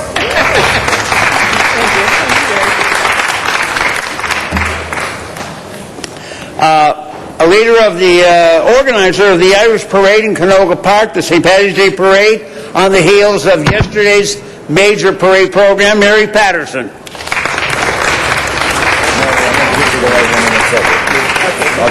I got it. Right here, Mary. I got it. Thank you. A brother of an earlier recipient of this award today,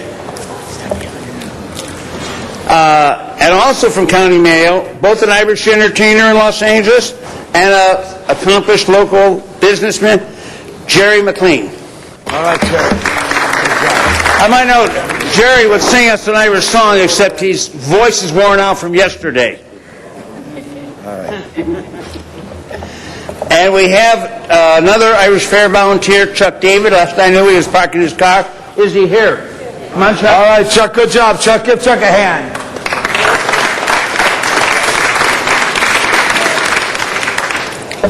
I'd now like to make a special introduction, and that is last Saturday night, the Southern California Rose at Tralee St. Paddy's Day Ball selected Molly O'Keefe as the 2011 Southern California Rose at Tralee. Molly? Good job, Molly. Thank you so much.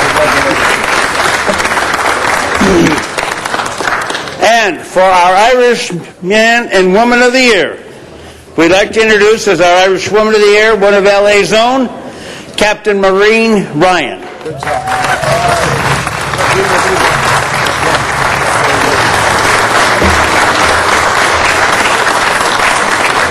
And fresh from his being in Japan to cover the triple tragedy over there, and maybe I might note that we can all just give a moment for the people in the nation of Japan.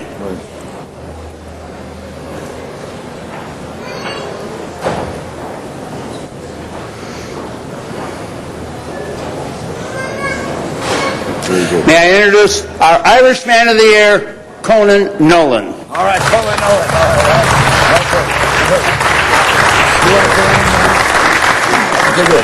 We're going to ask the Woman of the Year, Captain Maureen, right here. We're going to say that. Captain Ryan, good to see you again. Thanks, Tom.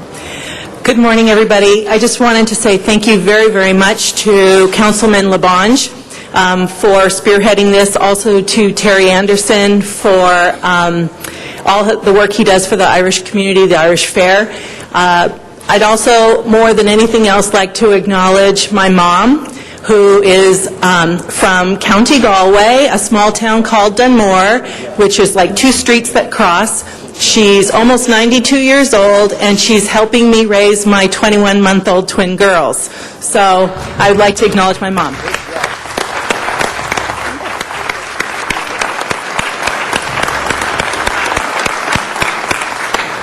I'd also quickly like to acknowledge my other family members by blood and my family members by longtime friendship, as well as my daughters, Bella and Gianna Ryan, who are in their kilts behind me, and also to thank the officers that work for me now at Devonshire Division who came in and changed times and worked last night and did a turnaround, as well as those that are here that worked for me at Hollenbeck Division.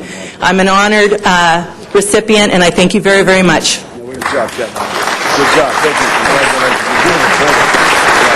Now it's my honor to introduce the great journalist from KNBC in Los Angeles who just returned after reporting of the tragedies in Japan. A great Irishman. Please welcome the Irishman of the Year, Conan Nolan. Good job, man. Thank you very much. I appreciate this honor. I apologize for my voice. My son, when he first heard it, asked if this was a symptom of radiation poisoning. I told him it wasn't. We must acknowledge 2 things. The man who stood here last year as Irishman of the Year, Bob O'Rourke from Caltech, shortly found out that he suffered from pulmonary fibrosis. And that, if you know anything about that disease, it's a death sentence. He has spent the last year championing this cause so that there's a greater understanding of this disease. And glory be to Jesus, he received a lung several weeks ago, so he has a new lease on life. An Irishman of the Year, Bob O'Rourke from Caltech. And I also must mention as well, after spending the past week in Japan, the Apostle of Ireland, St. Patrick, he was there to not only bring Christianity to the Irish people, but to have people live as brothers and sisters in the community of humanity. And to that degree, our hearts go out to the people of Japan. God bless them all. We know that across the Pacific, we offer a hand, not only of friendship, but of aid and comfort, not just to them, but to the Japanese-American citizens here in our own city. So God bless them, God bless you all, and thank you very much for this very high honor. Very well. Good. Okay, that's good, Terry, that's good. You want some more in the media room? Yeah. So, now we're on our way, Mr. Zion. We thank you. We'll see you next year. Let's hear it for the Irish, everybody. All right, thank you, Mr. Tom O'Labonge. Tom O'Labonge, happy St. Paddy's Day.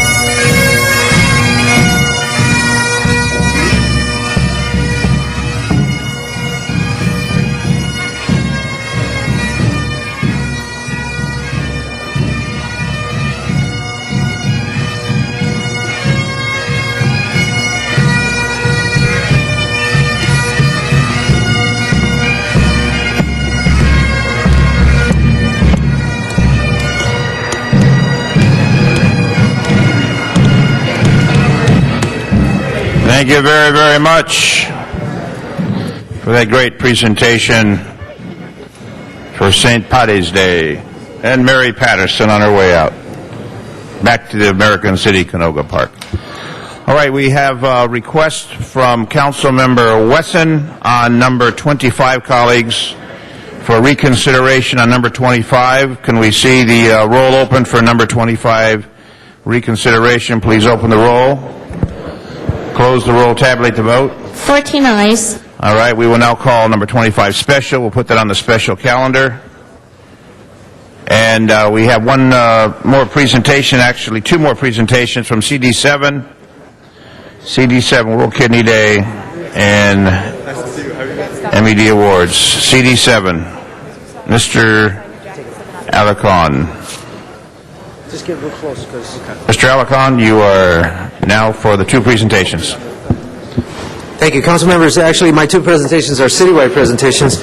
First of all, we've been honoring Kidney Day for a couple of years now, and we are back again to recognize and to take the opportunity to do a presentation in honor of World Kidney Day in Los Angeles and remind the residents of LA about the wide-reaching impact of kidney disease on your community. For the past 5 days, World Kidney Day Los Angeles has taken part in a worldwide effort to spread awareness about kidney disease. The mission of World Kidney Day is to raise awareness of the importance of our kidneys to our overall health and to reduce the frequency and impact of kidney disease and its associated health problems worldwide. Kidney disease is prevalent in our communities. 1 in 9 Americans, 26 million Americans, suffer from kidney disease, of which 2.08 million are in California. 87,000 people in the United States are waiting for life-giving transplantations, and kidney disease kills more people than breast cancer and prostate cancer combined annually. So World Kidney Day focuses on education and prevention. Prevention and education can lower the personal, social, and financial costs of undergoing dialysis, transplantation, and other therapies. So today, as part of World Kidney Day, we're joining with our partners from UCLA, the National Kidney Foundation, and advocates of the transplant community to remind our fellow Angelinos about the importance of screening for kidney disease and taking care of their health to prevent kidney problems in the future. Here are some tips. Regarding detection, kidney disease can be detected early. The majority of individuals with early stages of chronic kidney disease go undiagnosed. The early detection of kidney impairment is essential and allows suitable treatment before kidney damage or cardiovascular problems occur. With regard to screening, screening must be a priority for those people considered to be at high risk of kidney disease. Patients with diabetes mellitus and hypertension, individuals who are obese or smoke, individuals over 50 years of age, individuals with a family history of kidney disease, diabetes mellitus, or I hope I'm saying that correctly, or hypertension. So the bottom line is, don't risk ignoring chronic kidney disease. Get educated. get screened, and get help if you need it. Share this information with your family and friends. We are here to honor two people who have dedicated a significant portion of their lives and careers to spreading the word and to addressing the concerns regarding kidney disease. So our first presentation goes to Roberto Vargas out of UCLA Medicine. And I want to present this to him on behalf of the City of Los Angeles and in honor of World Kidney Day 2011. I'm honored to recognize you for your work on behalf of more than 5% of our population who have some form of kidney damage. Thank you for your commitment in educating people about the dangers of chronic kidney disease, working to help prevent and treat CKD, and supporting those who are living with kidney disease. So it's my pleasure to present to you Dr. Roberto Vargas out of UCLA. Doctor.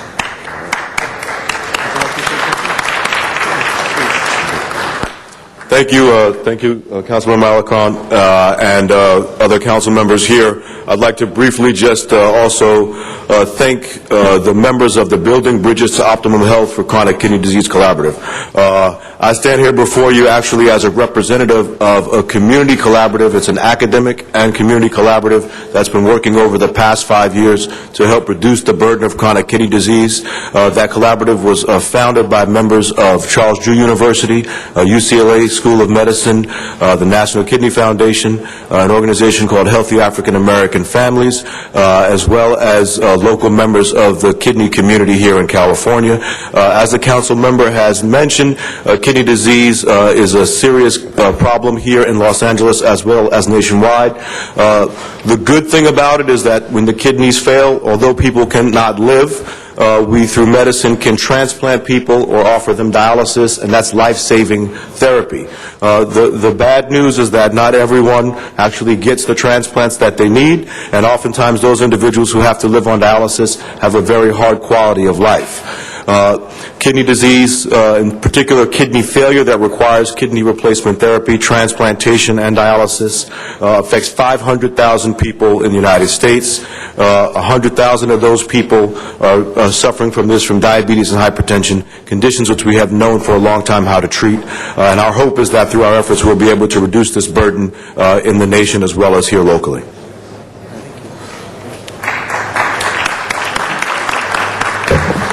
And now, coming back again this year, a triathlete who is a double transplant benefactor. We are presenting this certificate with essentially the same language, but Zachary has been a tremendous advocate all over the United States. Particularly, his athleticism contributes to the message that he is saying that kidney disease can be challenged, and that you can live a very full and successful life, but your success is increased by taking care of any problems you have with regard to your kidneys early. And so with that, I'd like to present Zachary Brooks, triathlete, gold medalist and I'd like to present this to him and thank him for the tremendous advocacy that he does every day of the year. Thank you so much, Zachary. Great, thank you. Okay.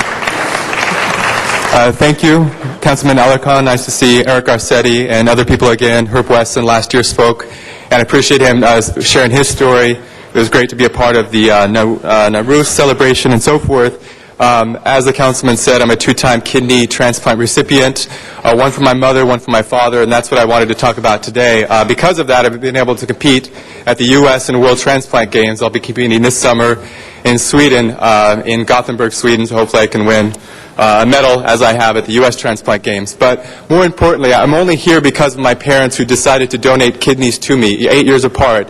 And wanted to share more of that story that, according to many statistics, there's about 87,000 people waiting for transplants. Only about 6,000 people donate annually. About 50% of that comes from cadavers and 50% comes from living donors. So if you're considering donation and donating to a loved one or a friend, please do so. There's lots of other things going on at this point in time, including something called the kidney chain. So lots of people have gotten involved with the kidney chain, and you donate maybe to another family member while another person donates to your family member. So there's lots of ways to increase the pool of kidneys out there to make more people's lives a success. When someone dies, for example, a family member at that moment decides they want to give their organs away, they can touch and change up to 7 or 8 people's lives sometimes. I've seen that at the U.S. transplant games where people who've given their loved ones organs away see the people who have received those organs, and their life lives on. So the gift of life is really precious and very real, especially when you see it. Anything else? The living donor, I'd like to ask the City Council in the future if you're able to support us in maybe some seed funding for these kind of preventative screening programs. You know, I really appreciate you guys having us back over and over again. I think a lot of this stuff preventatively is less expensive and much more effective long term. So again, thanks for having me on behalf of World Kidney Day 2011, and hope to come back in the future and speak more about the great thing. Thank you. Thanks.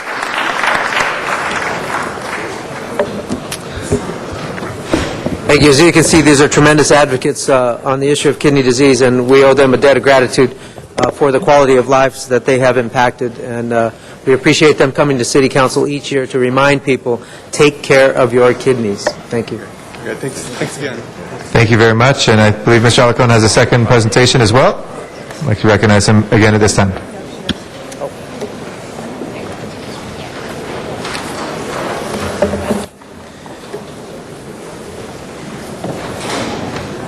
Council members, I also have the honor of presenting the recognition and congratulations for the 16th Annual Minority Enterprise Development Awards initiated by the Los Angeles Minority Business Opportunity Center, MBOC. Those of us on the council have many opportunities to work with this group. It was created under the Reardon administration, and I remember as a city councilman having worked with him to establish this organization, and I can tell you they're doing great work. So let me tell you, this is MED Week, Minority Enterprise Development Week, and it recognizes and promotes the nation's minority-owned businesses, enterprises, and their supporters. This year there are 8 award winners. I would ask the council members if you'd like to come up. There are 3 council districts, businesses that are recognized, and if you'd like to join with us, please do. This year there are 8 award winners, all of which are leaders in their community. Congratulations on your achievements. MBOC, of course, I want to thank you for continuing this event and serving the minority business community. In 2010, MBOC successfully secured $77 million in contracts and $11 million in loans for MBOC clients throughout the Los Angeles region. This funding created 450 new jobs. Having served in the legislature, I can tell you that I introduced a bill that put a definition to the term micro-enterprise, and that was a term for businesses that were smaller than 5. And I can tell you that what I learned in that process was that small businesses are the driver of job creation in the state of California, with a vast majority of jobs being created by small business, and frankly the smallest of businesses, those with a few employees. Both my father and my wife had fit into this category. My father was a micro business owner for 45 years, and my wife has had her own business for about 20 years. And I can tell you that creating those jobs is very positive in our community. And I'm very familiar with the notion. Also, a lot of people don't recognize that the vast majority of new businesses in California are minority-owned businesses, and the vast majority of those are women-owned businesses. So there are many people from first-generation immigrants, for example, who represent the majority of the businesses, who come to America with the American dream, have the entrepreneurial spirit, and get engaged in small business. So I'm really pleased to be able to present this. As the chair of Jobs and Business Development Committee, I'm working on several tax initiatives, as you know, and we need to continue to support these efforts in order to continue to create jobs in our community. So I'm hopeful that all of the things that we are doing will contribute to our opportunities for not just minority businesses per se, but to all businesses. In Los Angeles, the chances are that is a minority business. So the awardees At this time, I'd like to present Linda Smith, who's the Executive Director of our IMBOC, for her comments. She is the leader that brings, this isn't just about patronizing communities with awards, we've seen so many organizations that do that. This is about real cash and real jobs, so it's my pleasure to introduce again Linda Smith.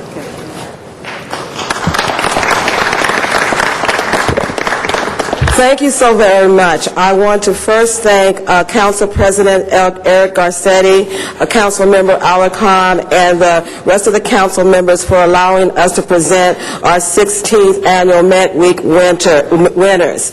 As you know, this program has been operated in the Mayor's Office of Economic and Business Policy since 1994.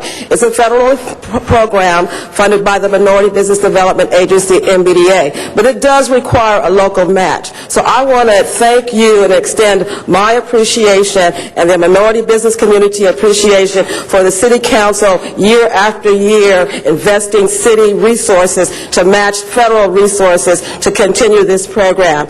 The transactions we secured for our clients, as he said, created 450 jobs. The City of LA procures $1.5 to $2 billion in goods and services annually.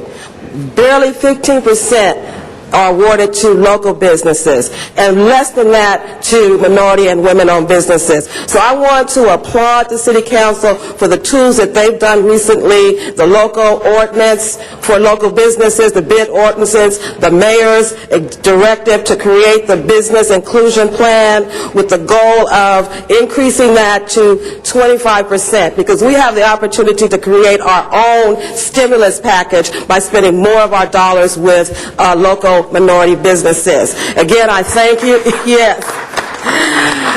I thank you again for allowing us to kick off our celebration today in Council. We will be continuing on Monday. Monday afternoon, we'll be offering 2 workshops open to the general public, business community, federal contracting, and exporting. We'll have over 100 to 200 businesses in City Hall. So if you see a lot of folks on the 3rd floor, they're not here protesting. They're learning how to get federal contracts and to export. And we will conclude today at Tom Brantley Towers with an awards reception, and we invite you all, if you have time, to come up at 6 p.m., 6 to 8, and join us as we continue to honor our Met Week winners. Thank you.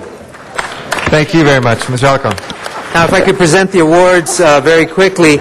The Director's Award goes to a business in Council District 8, Mavericks Flat Entertainment.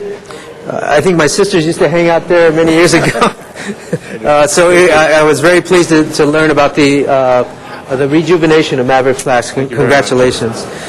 Construction Firm of the Year, DSG Mechanical Corporation. Accepting the award, David Rivera. I'm sorry, I failed to introduce, for representing Mavericks Flat Entertainment, Curtis Fralin. Thank you, Curtis. Construction Firm of the Year, DSG Mechanical Corporation. And accepting the award is David Rivera. Congratulations. Thank you. Distribution Firm of the Year, Janco and Winnex Incorporated. Accepting the award is David and Jennifer Renshaw. Yes, thank you. Hi, Thank you. Yes.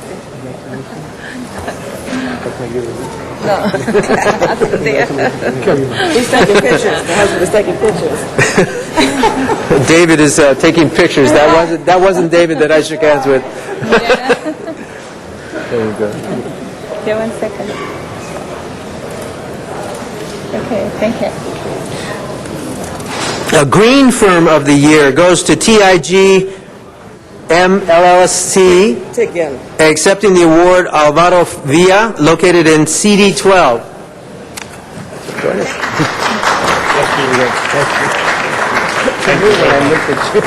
Congratulations. Manufacturing Firm of the Year, Sungrow Products, accepting the award TK Negas. Thank you, Linda. The Media Firm of the Year is Census Agency, accepting the award Jose Villa, located in CD9. Oh, congratulations.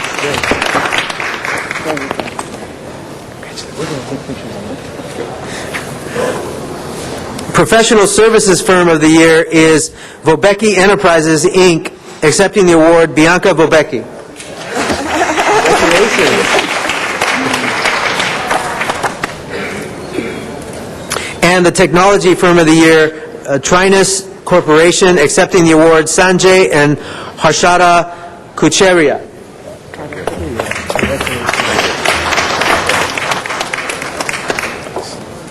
Council members, Los Angeles isn't anything if it isn't minority businesses.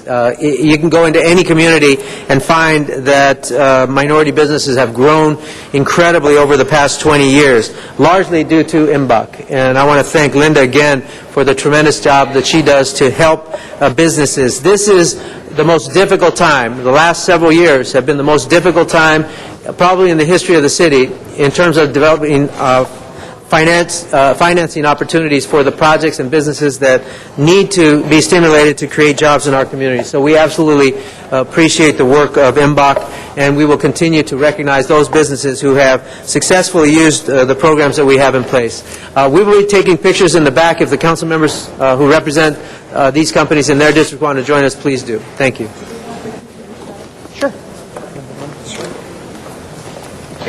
Thank you very much, Mr. Alarcon. And that's our last presentation for today. And thank you to everybody for all that you do for minority and women-owned businesses in the city of Los Angeles. Mr. Koretz, I'd like to recognize for a little surprise. Thank you, Mr. Garcetti. I have one brief shout-out presentation to Christina Villacorte, who we are pleased to recognize but saddened to bid farewell to her since she's covered City Hall so ably for the last couple of years. After today, she'll be joining the Los Angeles Daily News, for whom she'll be covering the county. Christina has won the Golden Mike Awards, the Louis Prieto Award for Excellence in Journalism, certainly has done an incredible job here at City Hall, and so we have a commendation to present signed by all the elected officials that represent the city of Los Angeles. So let's give Christina a big hand for all her great work.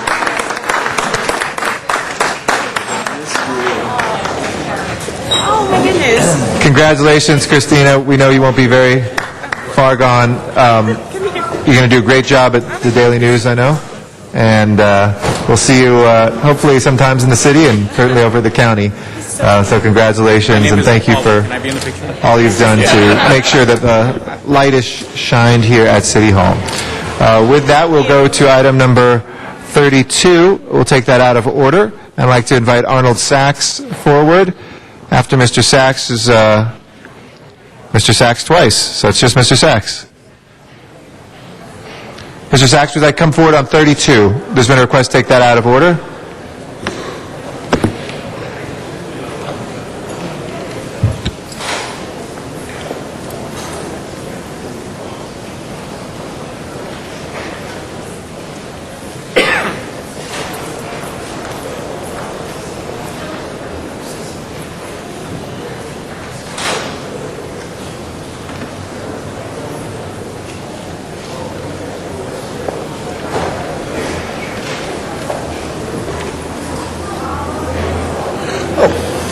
Yes, thank you.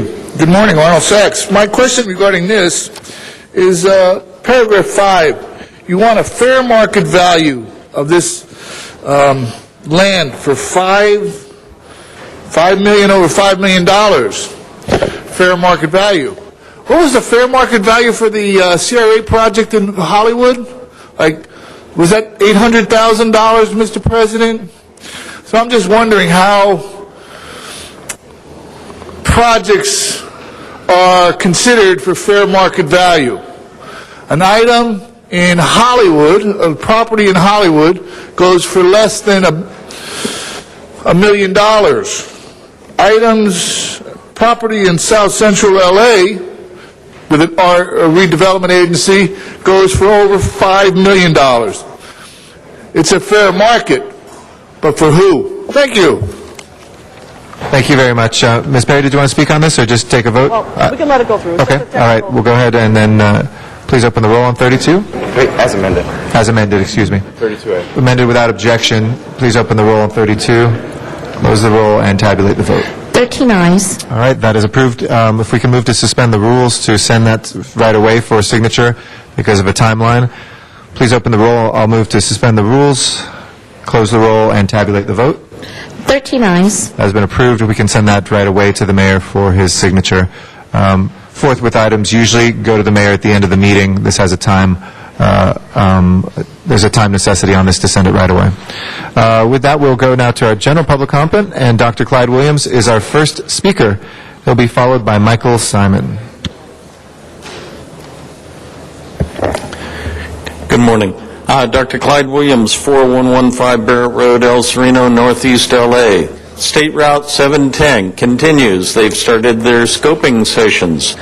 One of our council members, he helped get an additional scoping meeting in Northeast LA, that is in Highland Park, scheduled for April the 5th.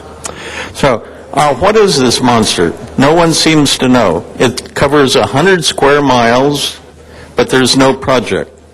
But they're conducting scoping. Why? Because they want to spend a lot of money. And we all know what they really want. They want a surface route through LA to Pasadena. So why not just give it to them? But they're afraid to come out for some reason. I don't know why. Cost. How much is this sucker going to cost? Well, it's only $780 million on the Measure R funding, but they've also indicated that it could be as much as $4 billion, and some estimates are as high as $12 billion.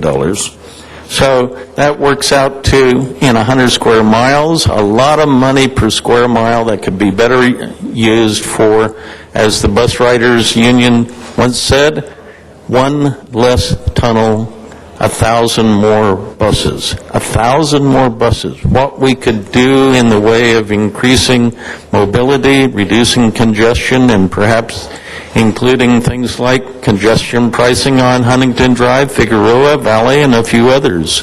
Maybe we could also incorporate destination pricing. That is, increase the parking rates to pay for the commuters and what they do to our streets, such as Wilshire Boulevard and Huntington Drive and Figueroa and San Fernando Road. Thank you.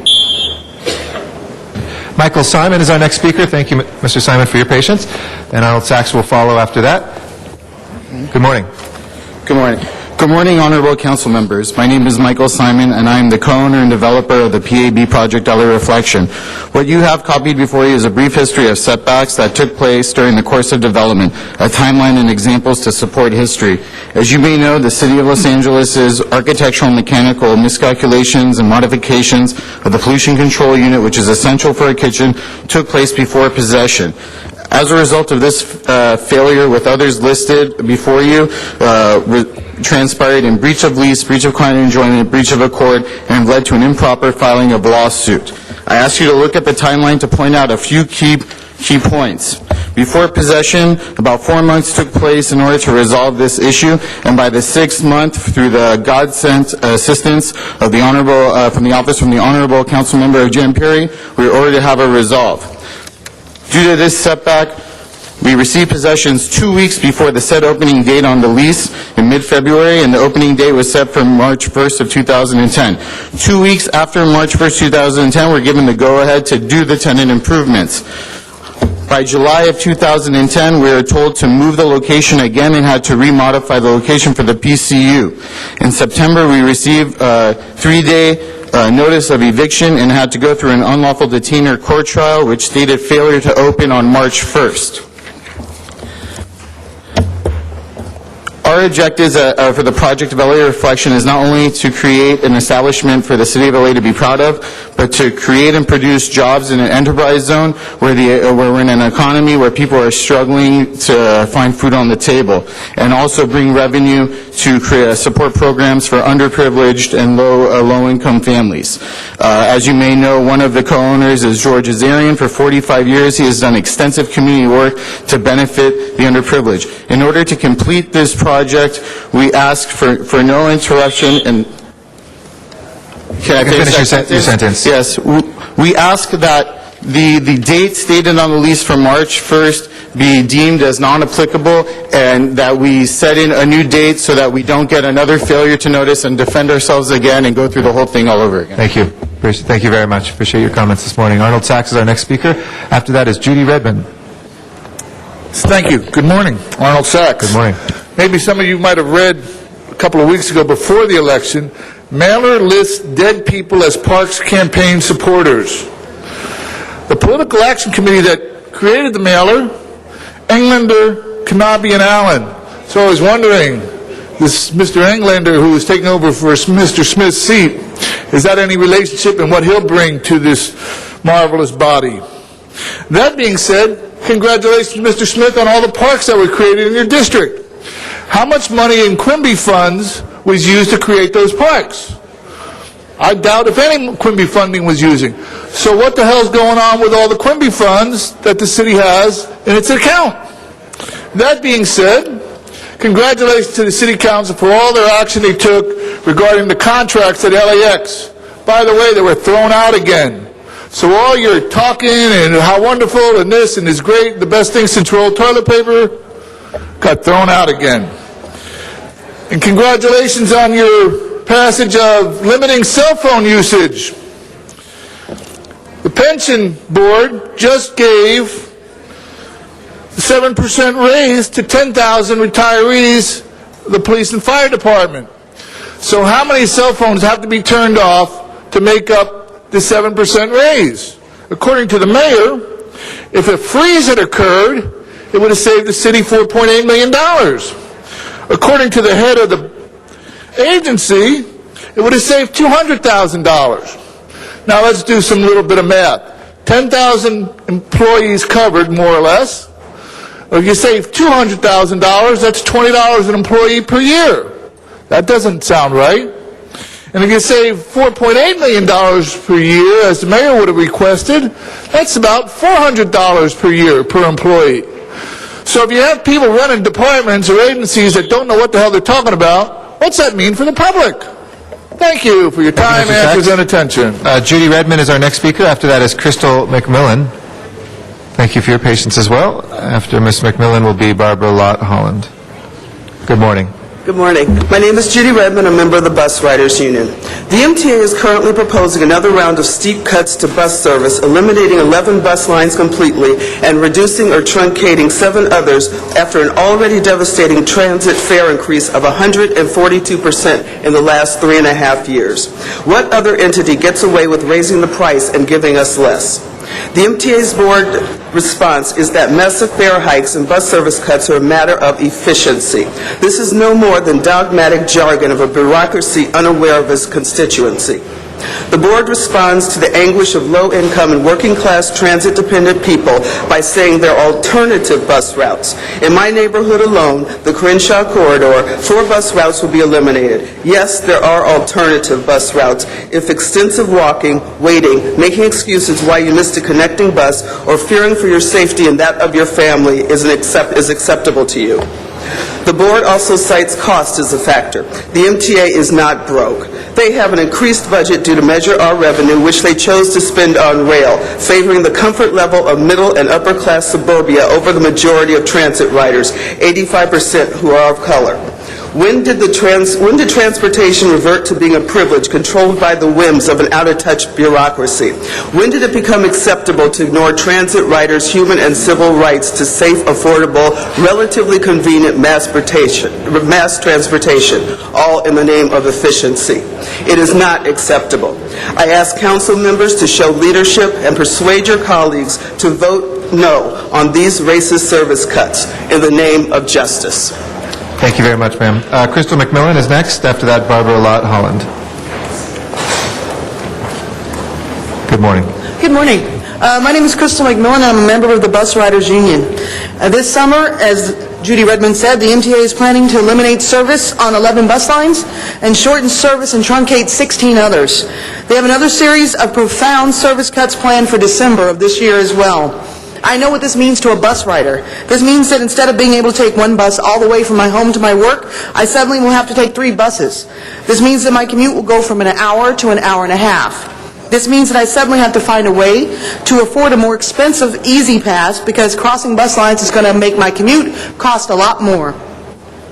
Cutting service hours means longer waits on dark streets or no weekend service.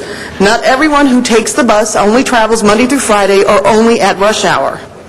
MTA doesn't seem to want to be in the business of operating transit, and the federal government prefers to give the majority of its money to capital projects. The state of transit in this county has already reached crisis levels and is quickly becoming terminal. We're calling on this council member Huizar and this council to stand up and show leadership. The vast majority of these cuts will fall on a community that is already struggling with double-digit unemployment. We will never see true economic recovery in this city without access to quick, efficient transportation. We need you to fight for the city, and we need you to stop the bus service cuts. Thank you. Thank you very much. Barbara Lott Holland is our next speaker. After that is Armanak Noorajanian. Good morning. Good morning, Councilman, members. My name is Barbara Lott Holland, Chair of the Bus Riders Union and a resident of South Los Angeles. Once again, over 500 bus riders are left to carry the brunt of MTA's self-imposed fiscal deficit. 3 years ago, over 388,000 bus service hours were cut, which meant 2 fare increases and 9 bus lines. Currently, the MTA is proposing another 582,000 bus service hours cut, which will include 11 bus lines being eliminated, 16 bus lines being cut to include no weekend service for residents, no midnight service for residents, some bus lines being reduced to once an hour, 582,000 bus service hours cuts. This means that people are no longer able to get sick or have an emergency or even to have a job after 6 p.m. If this plan passes, this will be the single biggest reduction in bus service in a single year since MTA was founded in 1990. Most of these cuts, again, are concentrated in South LA, where there's the highest density of unemployment and poor people. We see this as a civil rights violation.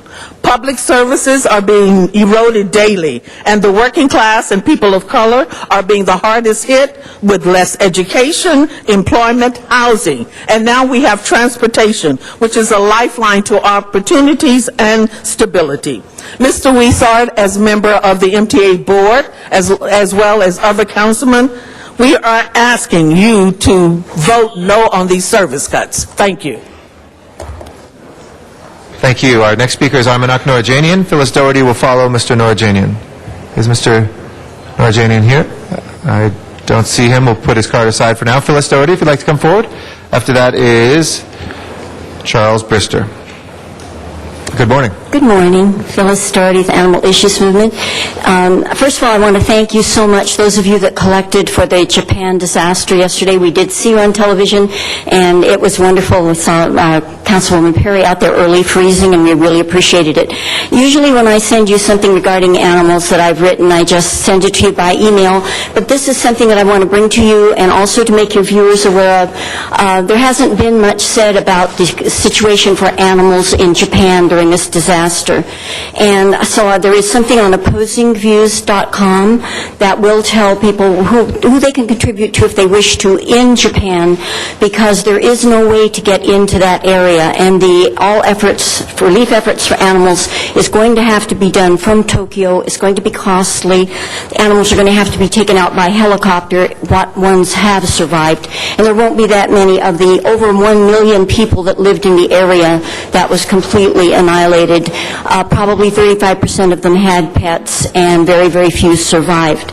This is a lesson for us, though. Japan, even though it does not formally limit the number of animals, has very, very strict requirements on owning them. One province fines you $5,000 for abandoning an animal, $500 for an animal that's off-leash. The pets that are kept must be good neighbors. They are registered every year, checked for rabies just at springtime, and it's required.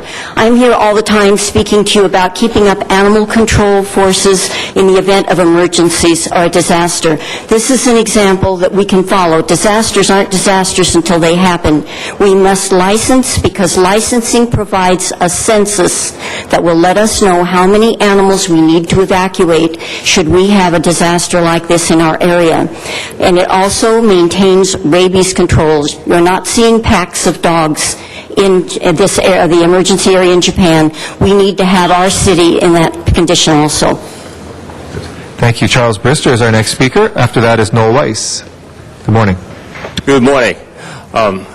Happy St. Patrick's Day. I'm here because of a concern I have about the prevailing winds crossing the Pacific Ocean from west to east. This was a problem during World War II when the Japanese sent hot air balloons filled with bombs over here. It started a series of forest fires, which were put out by the all-black triple nickel paratroop battalion. They had to keep it secret to prevent panic on the west coast. But today the winds still blow. And last weekend I warned the Navy. I said, hey, don't have those ships so close to Japan, otherwise there's going to be contamination. And sure enough, Monday morning they announced that some of the personnel was contaminated. So now, starting today, we're going to see increased radiation right here in Los Angeles. And we don't know how bad it's going to get. No expert has been able to put out that nuclear power plant in Japan. And my concern is for the people running in the marathon.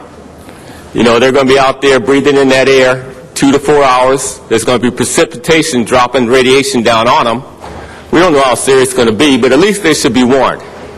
Now, if your biggest run is going to be from the parking lot to a shopping mall, you should be all right. But for the people out there running the marathon, there could be some long-term effects, and they should at least be warned. I remember as a child, we were warned when the smog got to a certain level. And so I would at least like the marathon runners to be warned, and they can run if they choose to, but at least mention that concern. Thank you very much. Thank you, sir. Noel Weiss is our next speaker. Ankar Patel will follow. Good morning. Council, good morning. How are you? A couple main points for the viewing audience and to those who want to listen inside the chamber. One, the ratepayer advocate.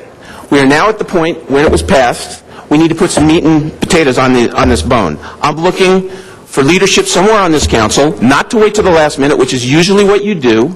There was a lot of openness, there's a lot of transparency, there's a lot of need for basically citizen empowerment here that's going to have to come from the City Council in connection with this effort. The hope is that we will see, maybe hope springs eternal, maybe we'll see some leadership here. In connection with SB 1818, Mr. Koretz, Mr. Krikorian introduced a motion. We're actually coming up on the anniversary, April of 10. It's been sitting in Mr. Reyes' committee in April, it will be a year. I don't think it's right. Basically, either we're pandering to the people with this, or we really are concerned about getting a debate and a discussion on whether or not we need to revise that implementation ordinance. It is a speculator's delight. And if there's one thing that's been learned from Wall Street, it is speculation is not good. What we want, we don't need crony capitalism. We don't need crony corporate capitalism. We need citizen empowerment capitalism. Again, you people are the people in charge. And it comes down to, again, I will repeat it, this is not a municipal corporation. It is a public trust. You are not boards of directors, you are public trustees. You have a fiduciary responsibility to the public. And in fact, I want to at least thank Mr. Krikorian, after having been a little critical of him here, for raising the point in bringing Mr. Wesson to say essentially, you know what? Sorry, we didn't get the information on the CRA, which, by the way, is probably the most inept. It's beyond comprehension. The legal malpractice, the political malpractice exhibited in what this council did. You've clouded title to all your properties. What you fear is what's going to come about. You've enriched lawyers to the extent of $5 million plus, money that basically could go to keep CRA employees still employed. It's all right. Well, sorry, Mr. Krikorian. I'll catch you next time. Thank you. Thank you. Ankar Patel is our next speaker. After Mr. Patel will be Antonia Ramirez. Hello, Actionable Solutions. Here's a $25 million grant we can apply for, Councilman Rosendahl, this is a transportation grant. I'd like to suggest this. CSUN will do this. It's about connecting and reducing congestion at national parks. So CSUN is working on a transportation center. This is a $25 million grant. There are 45 potential, and I guess Councilman Weezer, because you're paying attention, maybe I'll give you one of these in transportation. Thank you. But again, 45 potential recipients. The cap is $3 million, and it's about reducing congestion and increasing traffic at national parks. So if anybody has a connection at the Santa Monica Mountains National Recreation Area, it will be a nice connect with CSUN. Again, we got to put these students to work. Instead of getting $8 an hour at In-N-Out or whatever, we could be writing these grants, and there's $3 million in it. And it's solving some of these transportation problems that we're talking about, right? Transportation apartheid, I like that. That's a catchy term, right? Poor people don't have access to the same resources as rich people. Our time, our poor people's time isn't as valuable as rich people's time. That's why we're allowed to sit here while they don't pay attention to us. Sir, could you please address the council? Sir, could you address the council as a whole? We can't hear you when you do that as well. I'm sure you can hear me. Mr. Patel? Just in case. It's also for folks who are watching, and that is part of what we do under the Brown Act. So again, here's a $3 million grant that we can go after, trying to build these connections with a student community capable of getting this money, with LA Dot and MTA, capable of getting this money, bringing money into this city to address services that are heretofore unaddressed. Can I give this to Councilman Weezer as well? It's a short little blurb on this grant. And again, it's $3 million. We could write it up. I could write it up myself. But with your support, we got a good chance of getting this money. And there are grants all over the place that we should really be going after. Thank you. Thank you, Ms. Patel. Antonia Ramirez is our next speaker. Did Mr. Nurjanian come back? Still don't see him. I think he might have left it. Thank you. Good morning. Good morning. I want to graciously thank Councilwoman Han and President Eric Garcetti on the Latina recognition. However, I lambast the media for falsely profiling the Latinas as changa chismosas, uncivilized, lack of class, and with no human dignity or honor. But that's from the non-Latina point of view and totally flawed and distorted. Not all of us Latinas follow the gang-banging and herd mentality or are illegal criminal wetbacks or chronic malicious gossipers like many of your gadflies that are here and your viejos chismosos that hang around here. And or butt kissers. I take great pride in that. Jesus Christ, I do. The media, too, has pinned Latinos against Latinas and the blacks against the Latinas. And you know what? That ends today. That ends today. I, as a law-abiding Mexican-American, and a byproduct of my parents, I believe in principle and firmly believe that there are no shortcuts in life, and nor do I take them, and god dang, did I pay a price for that. I have a mind of my own, and I intend to utilize every morsel of it. I want no more and no less than what life has to offer me, and I believe life is sacred and absolutely beautiful, even though Krikorian finds it funny. But I, as a Latina, stand alone for the most part. I do not hang around yackers, chismosas, and argüenderas and fisgones. I like to stand on my own, and I greatly like to give credit where credit is rightfully due. And I thank you, President Garcetti, for having a lot of freaking class. And also, I thank all my pilots and all the military for the professionalism, elegance, class that they exude. And I also want to say thank you to all of you, and also Japan. Nippon, Nihon, Nippon, watashi wa anata o aishiteimasu. Gomen nasai. Arigatou gozaimasu. Thank you. Thank you. That will end our general public comment, and we have a request to take, I believe, 33 out of order next. We have two. That was noticed for public hearing. 33, Mr. Clerk. 33. Okay, we'll take Dr. Clyde Williams. If you'd like to come forward on 33, Mr. Arnold Sachs will follow.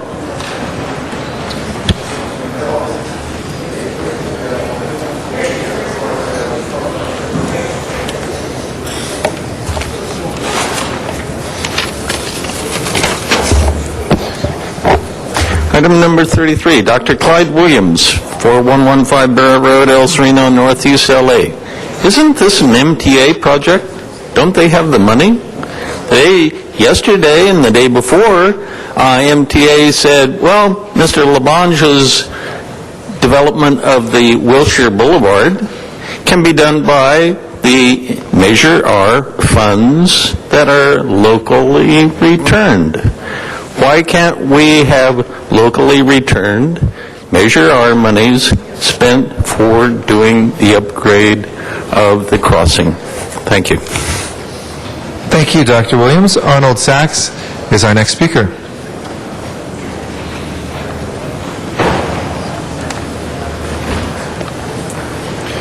Thank you. Good morning again, Arnold Sachs. What caught my eye on this item was that the final environmental impact report and the preliminary engineering documents in order to provide the safest, most efficient grade crossing treatment at this location. Safest and most efficient. Those words must have gone out the window when you were talking about the crossing at Forshey that would impact Forshey and Dorsey High. Because people have said that at-grade crossing there isn't safe.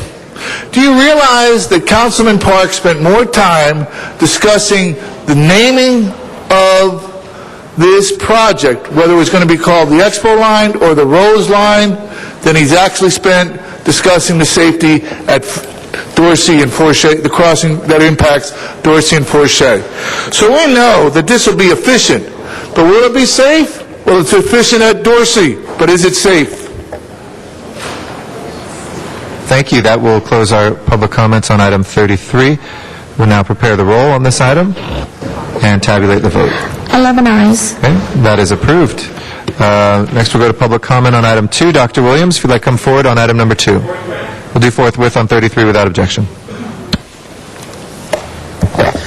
Dr. Clyde Williams, El Sereno, Northeast LA, also member of the LA 32 Neighborhood Council and attendee of our Land Use Committee yesterday. We're quite concerned about conveniences and the sale of alcohol for off-site purposes. We're quite concerned because we have many facilities that have it already. Why do we need more? Walgreens, 7-Eleven, and many others are wanting to sell more and more alcohol for off-site use. I don't object sometimes. However, can't we get it more restricted so that you have to buy at least a 6-pack or maybe a 24 carton? I don't know. One of the things that we do need, though, is to protect our surrounding areas of open space from consumption, visible, open consumption of alcohol that is bought from drugstores, convenience stores, and circulated into our community. Yesterday, we spent 30 minutes discussing with one of El Sereno's businesses as to the sale of alcohol on-site for on-site consumption. And we went around and around and finally came to an agreement on that. So it can be done. But can't there be a citywide policy for reduction or at least control of off-site use of alcohol? Thank you. Thank you very much. This requires a motion. Mr. LeBon, it's in your district, one way or the other. I move we move forward and accept the recommendation and the ABC go forward with this. Thank you. Thank you very much. That motion is before us. Can we please open the roll on Mr. LeBon's motion? That would be to grant the... To grant. Close the roll and tabulate the vote. 11 ayes. Okay, that is approved. I'd like to move to reopen the public hearing on number 9 next. And we have 3 speakers. Angela Allen Barr. Just a reminder, this is a fair hearing matter for council members, or one in which, in abundance of caution, we will treat it as such. After that is Robert Silverstein, and then John Bowman. Good morning. Good morning. Or afternoon now. It's afternoon. Good morning, Honorable Council President Garcetti and council members. My name is Angela Allen Barr. I'm here today to speak regarding the proposed Boulevard 6200 project in Hollywood. I was raised in Hollywood, and after many years in London, have recently returned to live there so that I can look after and care for my mother, Margarita Allen. My mother and my husband and I share share the duplex immediately adjacent to the project site for the proposed 6200 project. Because we are so close to the site, literally facing it from across the road, we're going to be severely affected by the proposed project, and it's very important to us that all the measures which are going to be put into place during excavation, which will protect not only ourselves, but our neighbors and the safety of pedestrians, that these measures be clear and enforceable against the developer. We appreciate that the Building and Safety Commission decision was a step in the right direction, but we did ask that some additional protections for ourselves, our neighbors, and pedestrians be put into place. The response that we had was a flat refusal from both the developer and the Building and Safety Commission. So I've come here today in the sincere hope that you will consider our appeal, as we really do need better protection from this massive development that is being built practically on top of our home. Thank you. Thank you for your comments. Appreciate it. Robert Silverstein is our next speaker. After that is John Bauman.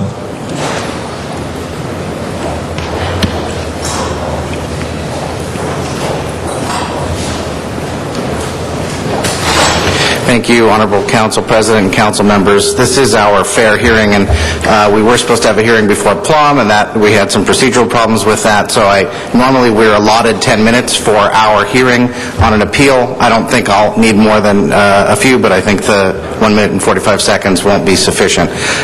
Thank you, council members. Robert Silverstein of the Silverstein Law Firm, on behalf of Margarita Allen, a longtime Hollywood resident and homeowner who will be affected by the excavation of 220,000 cubic yards of earth across the street at the proposed Boulevard 6200 project location.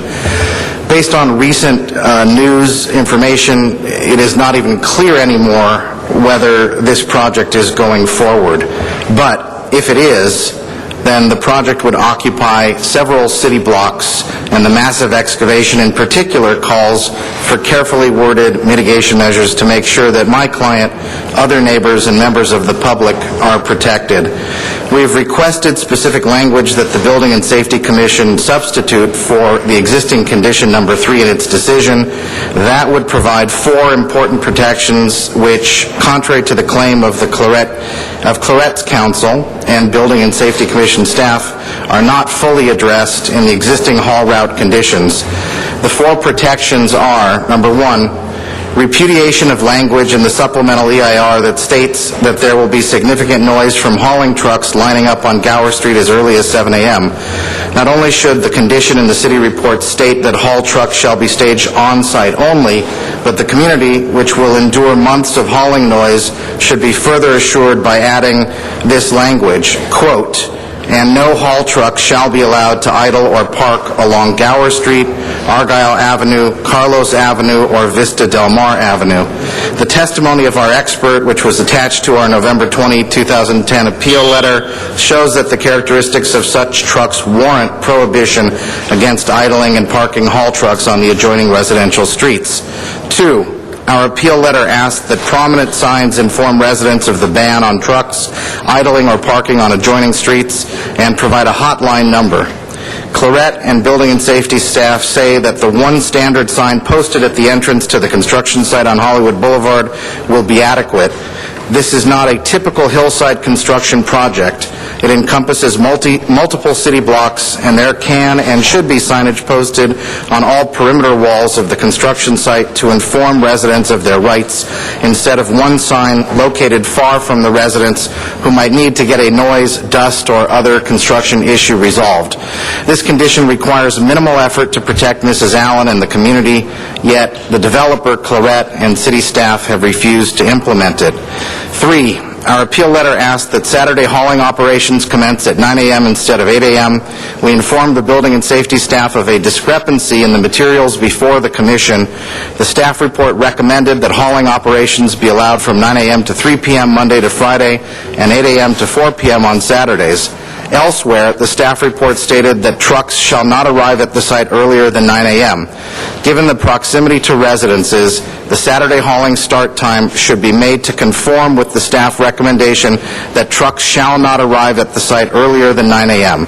This request was rejected by the Building and Safety Commission without an explanation. 4, finally, we raised a safety concern about the large number of pedestrians that use the Metro portal diagonally from the proposed project site and the Pantages Theater across the street from the project site.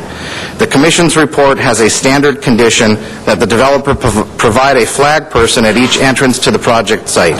We sought inclusion of a condition that an additional flag person be assigned at the pedestrian crosswalk prior to performances at the theater when a high number of pedestrians will be present. While Claret and Building and Safety staff claim that this condition is in the adopted measures of the city, it is not. For all of these reasons, Mrs. Allen respectfully requests that you grant our appeal. Thank you. Thank you very much. I'd like to call on John Bowman.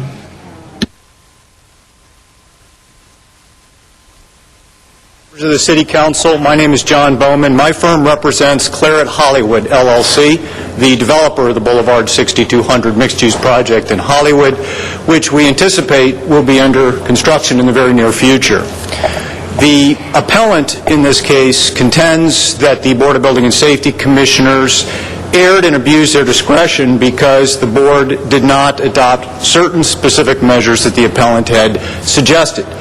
Our view is that the board acted appropriately because all of the concerns expressed by the applicant were addressed by conditions imposed by the board on the haul route operation or by mitigation measures identified in the certified EIR for this project. Many of the measures proposed by the applicant essentially seek to micromanage the hauling operations, down to things like specifying where the flagman would be stationed. Our view is these are matters that are best left to the sound judgment of the city's professional staff. In conclusion, the Boulevard 6200 project will provide numerous public benefits and will stimulate the local economy. We urge the City Council to adopt the Plum Committee report and deny the appeal. Thank you very much. I'd call on Mr. Garcetti. Thank you, and thank you, colleagues, and thank you, Mr. Reyes, for the work in the Plum Committee, and thank you to the Commission as well, and thank you to both residents and the two council that are here representing both sides of this. Boulevard 6200 was one of those rare larger-scale developments, certainly, that had virtually zero opposition in the community. Coming from Hollywood, I think we've had a very unified front for the most part, and people saying what we've done for 20 years hasn't worked, and over the last 8 to 10 years, I've been very blessed with developers who are, I think, answering community member concerns, community members who have, for the most part, said we want to get to yes and figure out how to change things. We've had small business owners we've been able to incorporate into that and to make sure that they aren't trod over. And in a place, I just saw a poll actually yesterday that the Hollywood Community Studio is doing, which is a project in the Hollywood area, and it was an overwhelming number of residents who said that Hollywood had headed in the right direction over the last decade. I think it was something like 80% of them. That said, we're not doing this development without a lot of experience and knowledge. In fact, the Hollywood and Vine project literally has the same impact, or almost the same impact for any folks that are living right there, because some of the roots were right around there. And I know Mr. Lara is coming down from Building and Safety. I would move forward the Plum report today, but I think that some of the things that have been raised by a resident that is there and her council are perfectly reasonable things to try to strive for. Certainly getting more signs up, I mean, I'll be able to work on that, and I'd be more than happy to do that. We don't have to just say professional staff always knows best. I represent you as much as I represent the folks who are going to be working there, etc. But I just wanted to put on the record, and I see Mr. Lara coming, so I'll give him a second to join us at the table.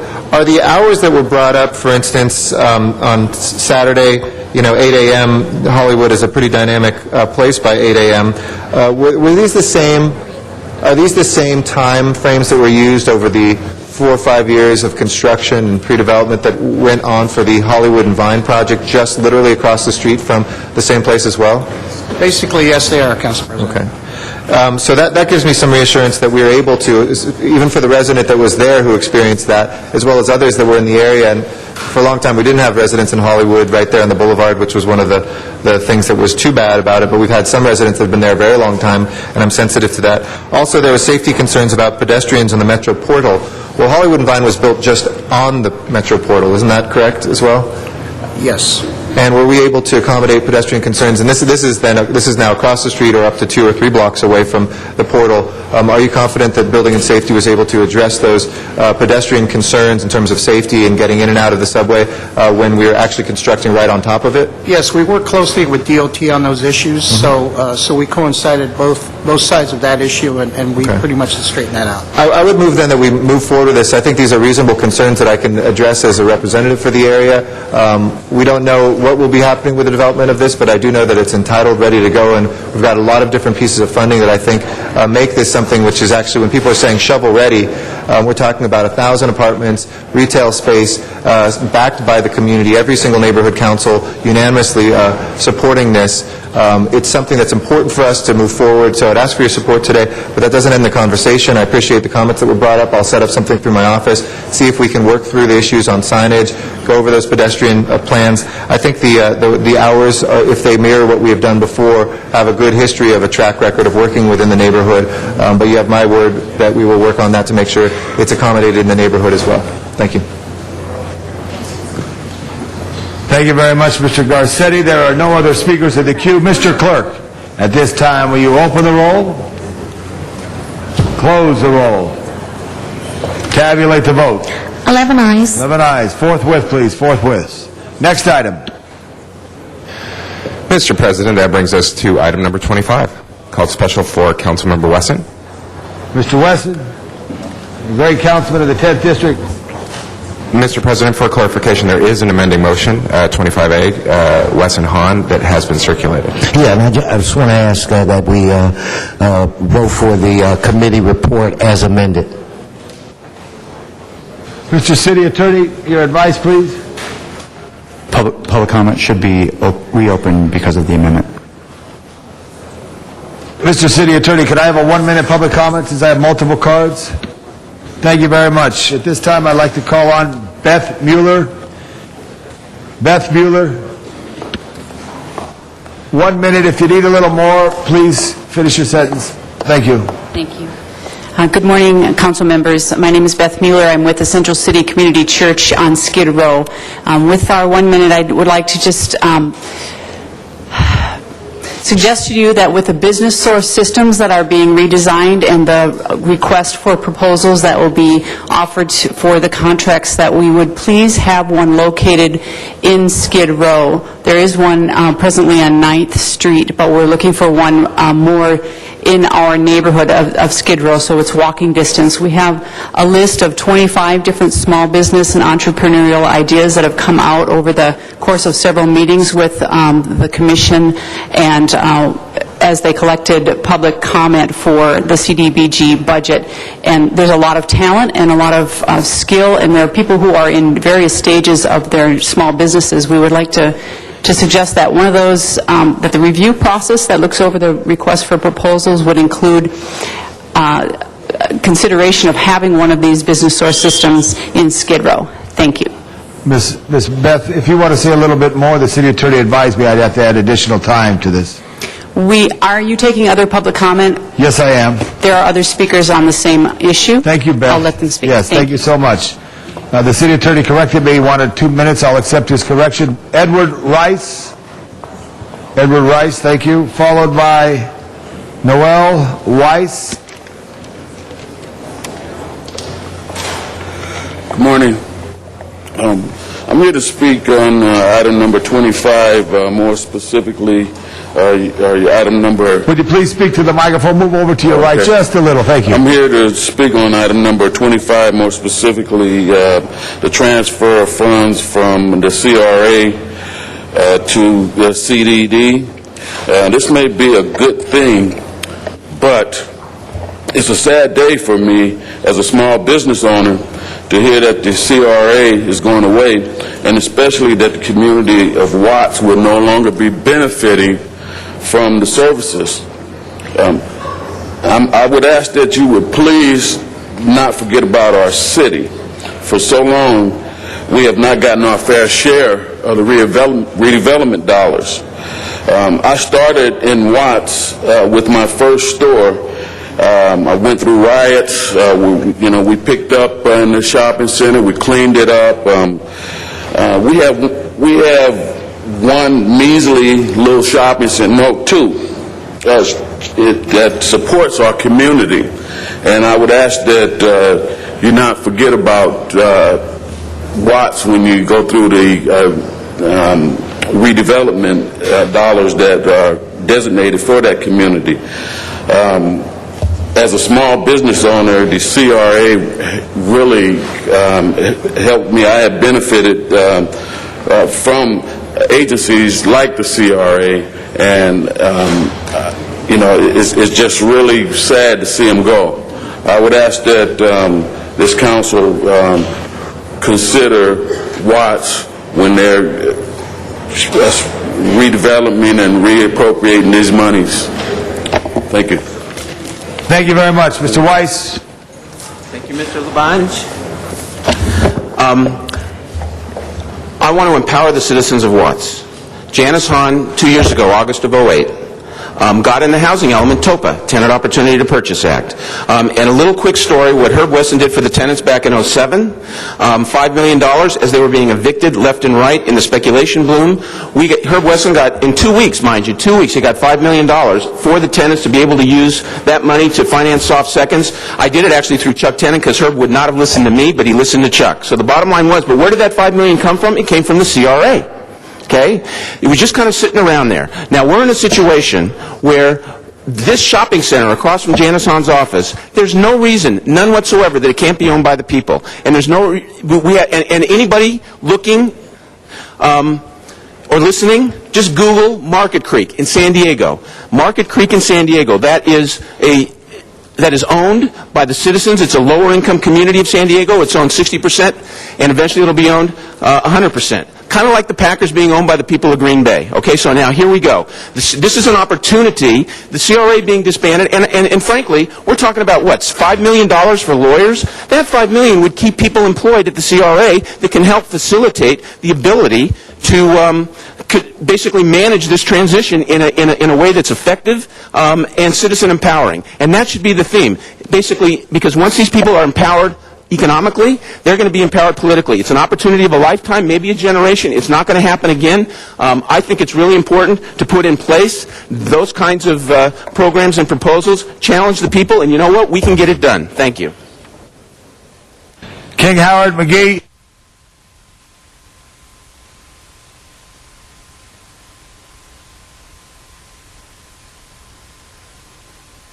Followed by Marianne Barnes. Yes, good afternoon. Thank you very much for the opportunity. My name is King Howard McGee, and I am a resident of Skid Row. I am also the founder and director of the Jewels of Skid Row, which is a performance choir that operates under the umbrella of Jewels of Skid Row, and we do performance to invoke a spiritual change in our people. I'm a resident of Skid Row, and I want to come at you briefly, but from an artistic point, but I think you will understand me. Skid Row is a place where a standard of life has evolved, perhaps developed by the virtue of the way a person lives. Maybe it's by the way a person is treated, to the third degree of the way a person is perceived. We must expect, accept, and not reject the fact that people deserve to be helped with lingering societal shortcomings instead of being punished for them. What am I talking about? Well, it's right here in your face all over the Skid Row community. From 5th Street north to 7th Street, then from Gladys moving west all the way over to Los Angeles Street. The pulse of human self-destruction is at a steady beat. With the street of San Julian being the least of these in the Skid Row area, which street is the cleanest of these? Is there a fearless leader amongst you who is ready for the truth? So much money spent to go undercover to watch them do what we know they already do. Use your power by the dollar field hour. For example, a $1 million mortgage payment is occurring, and there are those who are meant to miss out. Without a doubt, things for Skid Row and the downtown community must change for the benefit of the present and the future generations. The Jewels of Skid Row mission statement is as such: come together as Skid Row community people, riding the vehicle of music, undercover as artist activists on a holy mission to make wrongs right and to invoke a righteous change amongst our people where specifically needed. Here is my solution, and I'll be closing with this. The all-new African-American City Complex. This would be a solar-powered community theme park, natural energy resource center, about the size of Six Flags, give or take a few acres. It would be an asset to America and the city of Los Angeles in modern times. It would bring ownership, employment, and revenue to Skid Row. The Skid Row people and its community can be turned around to this 180. It would bring timely resolution to lingering societal shortcomings by showing its people a community which honors and respects them, showing a positive reflection of their people and culture at work, responsible, self-determined, and making a difference. All right, thank you very much. Mary Ann Barnes.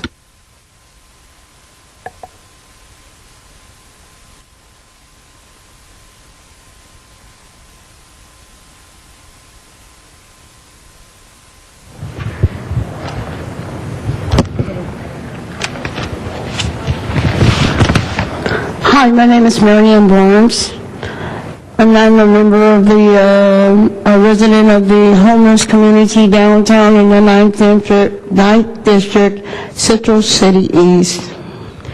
And I speak not only for myself, but for the other Skid Row people and the community. And I'd like to thank you for your time to hearing me. I think that it would do good to have the Business Source Center and implement it in the downtown area, and also for a Dress for Success, Love, Hope, and Charity, not only just for myself, but for the children in downtown that are like almost invisible. These are our future descendants, the same as our ancestors lived, fought, died for America, the same as we hold hopes for a bright future.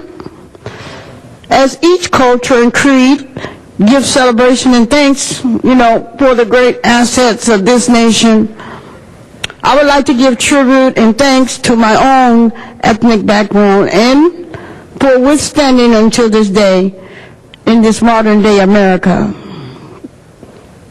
By bringing revenues into Skid Row, it would bring back our integrity and a sense of belonging.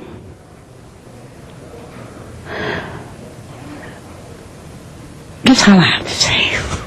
Thank you, Mary Ann Barnes. Thank you very much. I'd like to now, at the request of Ms. Hahn, who realize there's some public comment cards in San Pedro City Hall. Misha Warren James, please, followed by Victor Medina, followed by Dimry Davis. San Pedro.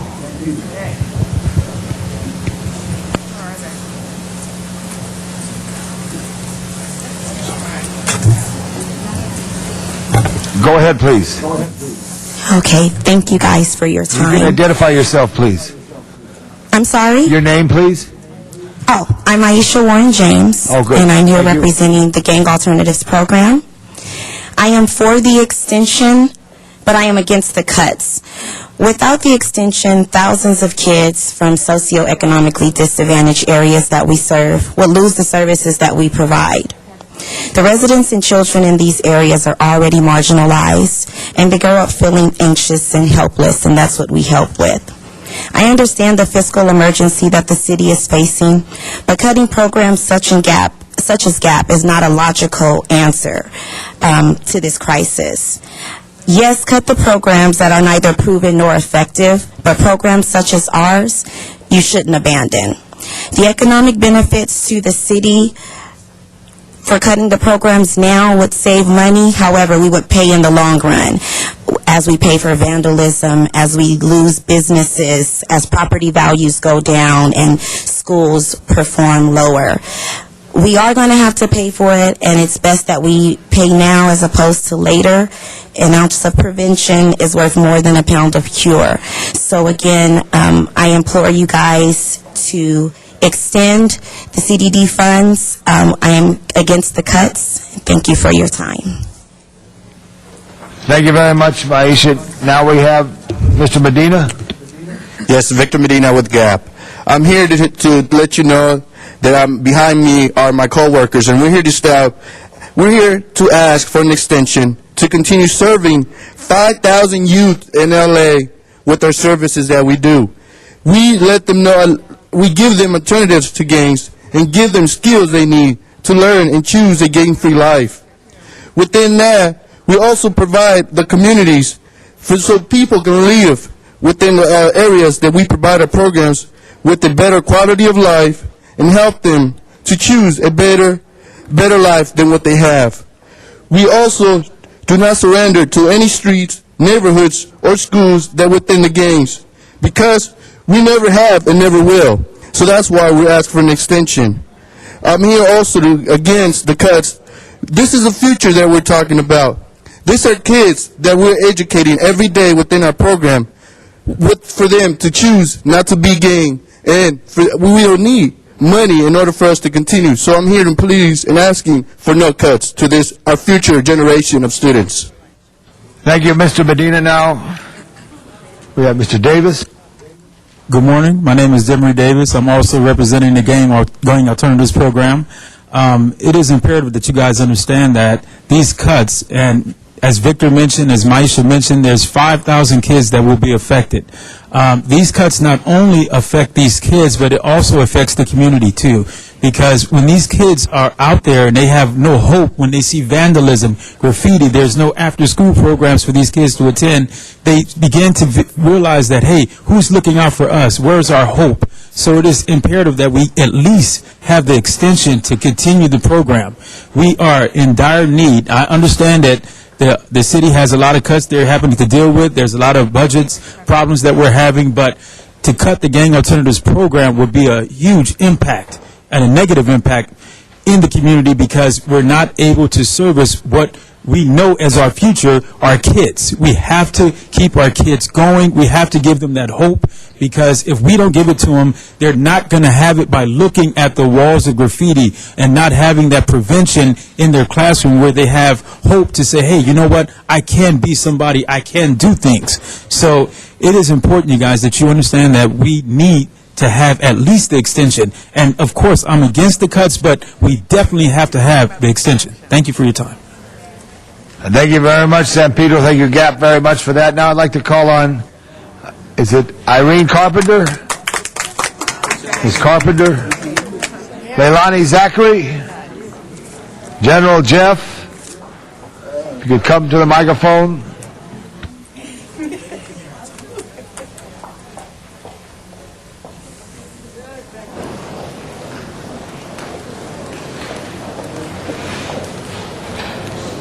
Good morning. I'm Leilani Zachary, and I'm going to ask, I presented this to the committee last week, a letter, if I could present this to the City Council, so I don't have time to read it all today. Sergeant, if you could receive that. Thank you. So each one of you get a copy. I want to first of all thank Mrs. Hahn for her implementation, thank you so much, of what she's doing in the communities and getting people organized. So I'd like to say that I'm a stakeholder in the downtown Los Angeles area, and I'm seeking to give some insight on the plight of the people who reside in the Skid Row area. I believe that this consolidated plan has been devised to aid those who've been affected by homelessness and to aid the veterans. And I also believe that Skid Row is the highest concentration of homelessness and the most disenfranchised area. It is also, as it stands, it is the most vulnerable populace and has been neglected in funding resources. I'd like to say in short that today we have, can the people from Skid Row please stand with me today? Thank you. We're here, I just want to say here that we're here today and they were celebrating Nowruz. It's a new day, so we can come up with a new plan. And I'd like for you to all look at having a business resource center down in the Skid Row area and also a creative arts center. We have viable, our Skid Row community is a very viable community. It's self-supportive, we're very talented, and we're very educated. We have shown by way of the grassroots organization in which I run that we are organized, that we strategically plan things, we implement those things, and we execute those things, such as wellness classes. We have health and wellness classes. We organize classes and entrepreneurial skills. I just want to say that, in closing, if I may, again, today, in this 37 consolidated plan, and today being New Year's, can we please look at the fact that that's a sacred number of 7, and that we be anew and make some new changes so that it will be benefit to the greater good of all, especially the Skid Row area. Thank you. Very much. Thank you very much. Irisha Carpenter, General Jeff, Angelica Generoso.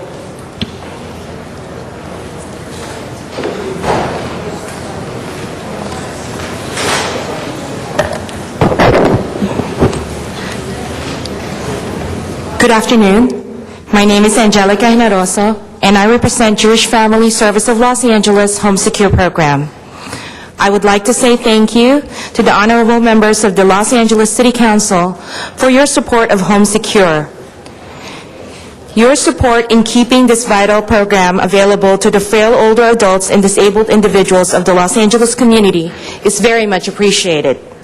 Because of your support, Home Secure is able to provide free home safety modification services, such as the installation of grab bars this year to approximately 800 low-income seniors and disabled, both homeowners and renters in Los Angeles. Because of your support, Home Secure is able to raise community awareness by conducting outreach and workshops on fall prevention and home safety. Because of your support, Home Secure staff continues to connect our recipients to other community programs and social services. As part of Jewish Family Service, Home Secure links recipients to a comprehensive array of integrated services for older adults and disabled individuals. We respectfully request your ongoing support to Home Secure by voting to restore its funding and keeping it available for vulnerable constituents throughout the city of Los Angeles. Thank you. Thank you very much. General Jeff? Yes, we called 3 people, but if you're right there, please state your name. Thank you. Please state your name. Ma'am, excuse me. You're okay. Is you Miss Carpenter? Okay, just state your name for the record. I called 3 people at once. Okay. Good morning, honorable members of the Los Angeles City Council. I'm Louise Layla, and I'm here to show my support and appreciation for the wonderful service you provide through the Jewish Family Service Home Secure. I have used this important service for about 8 years. I had a bath chair, grab bars, shower head fixed to my shower, which helps me to attend to my needs independently. I also had locks fixed to my doors, smoke detectors, night lights, and even changing light bulbs, which helps me be safe. The staff of Home Secure and Freedom House Senior Service have always been pleasant, caring, and helpful at all times. Not only do I speak for myself, but for the many seniors with physical limitations who use this service and feel safer living alone. My friends and I use Freedom House Senior Center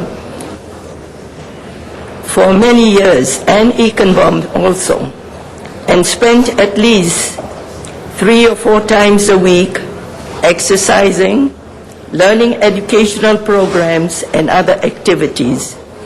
I also volunteer at Beit Tzedek once a week.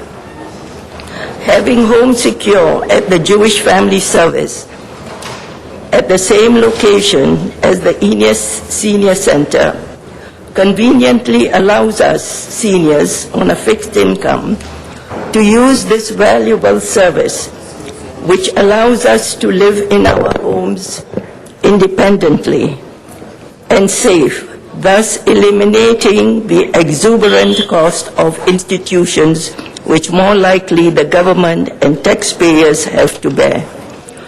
I sincerely thank you, honorable members, for providing this valuable service over the years to Home Secure for the Jewish Family Service.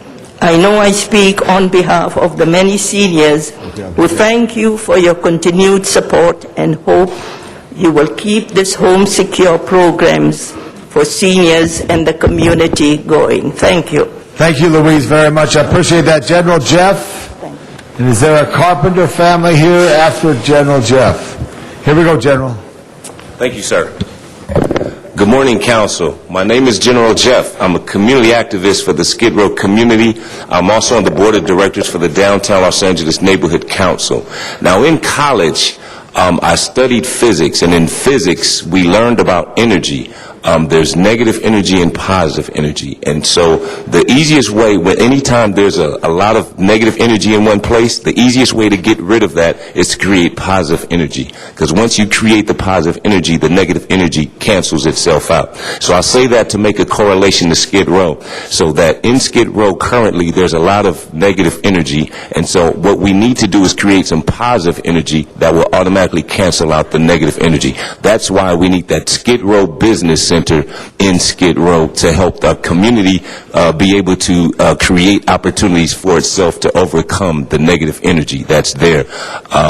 With the Hollywood being so close, the entertainment capital of the world, we have an opportunity to write books and create our own scripts that can tell our own stories and also create the necessary energies to, when you talk about movies like The Soloist, we can do more of that. Also, if people want to write grants and write proposals to start their own businesses, including internet businesses, people in Skid Row can also create their own lifelines and opportunities for themselves. Also, I just want to close by addressing the funding that continues to go to the nonprofits in the Skid Row area. For some reason, they are simply underachieving, but yet they continue to get the funding on behalf of the so-called the best interests of the Skid Row community. It's time for the City Council to strongly address the situation by adding oversight and definitely even look at the option of creating new nonprofits to so the funding can come to the people and help us. Thank you. Thank you very much. And then Reese Carpenter. Is Reese Carpenter still in council? Reese Carpenter. Family Carpenter, no name. All right, so that concludes the public comment on this item here. Mr. Clerk, I want to call on Mr. Garcetti now, followed by Mr. Zine and Mr. Cardenas. I am Mr. Zine. For the first and last time in my life, I'm going to say that. You've all seen Spartacus. I am Zine. So I just have a verbal motion on this. Thank you, first of all, Mr. Wesson. I know sometimes this stuff goes through slowly, and not a lot of people spend a lot of time on stuff that really does have a huge impact, and especially as we look at H.R. 1, which is threatening, cutting in half the amounts of money. And I just came from Washington. For those of you who weren't at the League of Cities, this was the number one thing for Republican, Independent, and Democratic local officials alike. What the Congress is threatening to do with block grant money is just horrible. At the time we need to put people back to work, at the time that we need to help people who are been badly hit by the economy. That said, I wanted to make sure, as having been former chair, I know I sympathize with Mr. Wesson. There's so many different people who come up and line up and say, our program, please protect it. It's one of the most difficult jobs. And I just want to personally thank Mr. Wesson, who I think did an extraordinary job. He has been a good chair since I first appointed him, and he has become an even better one. And he really balances that, I think, in a very fair and judicious way. So thank you for your work and the work of your staff on this. As we also know, some projects move and some projects don't during the year, so I just wanted to put in a motion, because a lot of us, when we dreamt up the idea of consolidating a lot of our services together in what is now kind of the family source centers, I want to make sure that there's priorities if we do have stuff that doesn't move forward or if the cuts don't occur to the same level, that helps those centers which, like most of our folks, are facing cuts. So federal funding to provide opportunities to our kids and seniors is being threatened with steep cuts from Congress. I'm pleased that we've been able to accelerate the repayment of loans from the Hollywood CRA to lessen the impact of these funds for everybody. And I know that we're adopting a plan today that will likely need to be revised based on expenditure rates. So I want to be clear that I oppose cuts that threaten key services to our kids and seniors. And so I would request by this verbal motion a report back that will prioritize any reallocation of funds to restore full funding to the family source centers, which I know hit all of our districts so well, and CDD's ability to administer that funding. And with that, thank you again, Mr. Can we get a Wilson. second on that friendly motion? Thank you, Mr. Rosendahl. Mr. Cardenas, please. Thank you very much, Mr. President. I think it is appropriate that we thank the chairman of the committee. These are the toughest times to be chairing any committee these days, certainly committees that are subject to this document that we're going to vote on in just a few minutes. This document is about funds that are allocated from the federal level. The only reason why we're experiencing in this community of Los Angeles these reductions of dollars is because the federal government has reduced them. The city council did not reduce the quantity of funds in this document. It was the federal government that is threatening to reduce it, in some cases in a small measure, round about 10%, and in some cases as much as eliminating certain quantities of funds all down to zero, and in some cases as much as 60%. So I just wanted to make sure those people who have just started to follow on the cameras this moment and hearing that wonderful organizations are finding themselves having to cut back on resources, well, the truth of the matter is the resources are coming out in lower quantities of dollars for those organizations, but not by the actions of this council, but the actions of this council are only subject to the fact that the federal government is threatening to drastically reduce these dollars. And the city of Los Angeles is not in the business of printing money. We can't print money to fund these wonderful organizations above and beyond the quantity of dollars that have been forwarded to us by the federal government. So I just wanted to make sure that if you want to describe this as chicken salad, it's smaller portions of chicken salad, a lot less meat in that salad, meaning dollars, a lot less of the ingredients, but we're trying to do the best we can with the few ingredients that we do have. And once again, I'd like to thank Chairman Wesson and also his wonderful staff. And in addition to that, I know that every single one of our council offices have less staff today than we did a year ago, less staff today than we did 2-3 years ago, but we're still trying to do the best with what we have, and I think they've done a wonderful, wonderful job. They're going above and beyond the call of duty by the amount of time and energy they're putting into this, and once again, this salad might not taste very good, but the bottom line is, understand is, we're working with the ingredients that the federal government has forwarded to us, or shall I say, that the federal government has chosen not to forward to us. And that's the fact of the matter, and I hope you're willing to understand that. And as soon as we get an additional dollar or more dollars, like the President of the Council just made this report back, that we certainly are going to try our best to focus on the most needy communities in the most efficient way possible. Thank you. Ms. Hahn, please. Thank you. And again, this is a tough time that we're in, and it's really unfortunate that right now, back in Congress, you know, the Republicans want to slash these community block grant funds by 60%. I mean, that is really devastating to the quality of life for every single community in this country.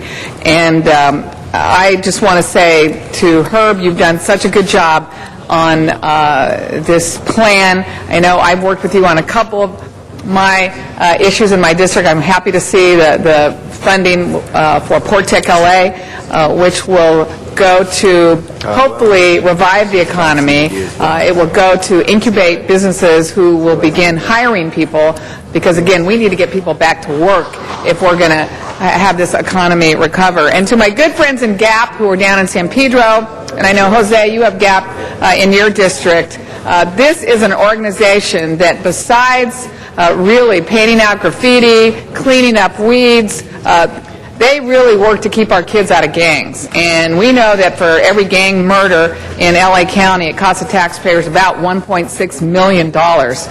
So we're going to pay for this one way or the other. Are we going to pay for it on the back end in the juvenile justice system, or are we going to pay for it in the front end where we can actually keep kids from joining gangs in the first place? So I'd like to also make a motion that if we receive more funding, maybe Jose, you will second this, that we look to restore full funding for the Gang Alternatives Program in Los Angeles. Thank you. There's a second by Mr. Rosendahl. Mr. Rosendahl, you're on the queue. Please stand.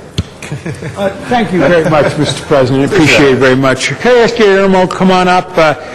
You know, we all have issues in our districts, and we all are very upset with seeing cuts in social services. I don't care if it's the federal level or the state level. I read in this morning's newspaper the state cuts that they want to do. For God's sake, it affects the blind, it affects the poor, the old. I mean, for God's sake, what has happened to our social contract in this great nation? I know what's happened to it. There's a lot of other issues that seem to get priority over the needs of the people. In my district, we have issues. As you know, Guillermo, in Mar Vista Gardens, we were fortunate enough to get the lights up so we could get a soccer team going. You know, when Augustine Contreras was killed in the Venice parking lot, I had to hug his mother. I'll never forget hugging the mother of a kid, 17-year-old kid who was killed.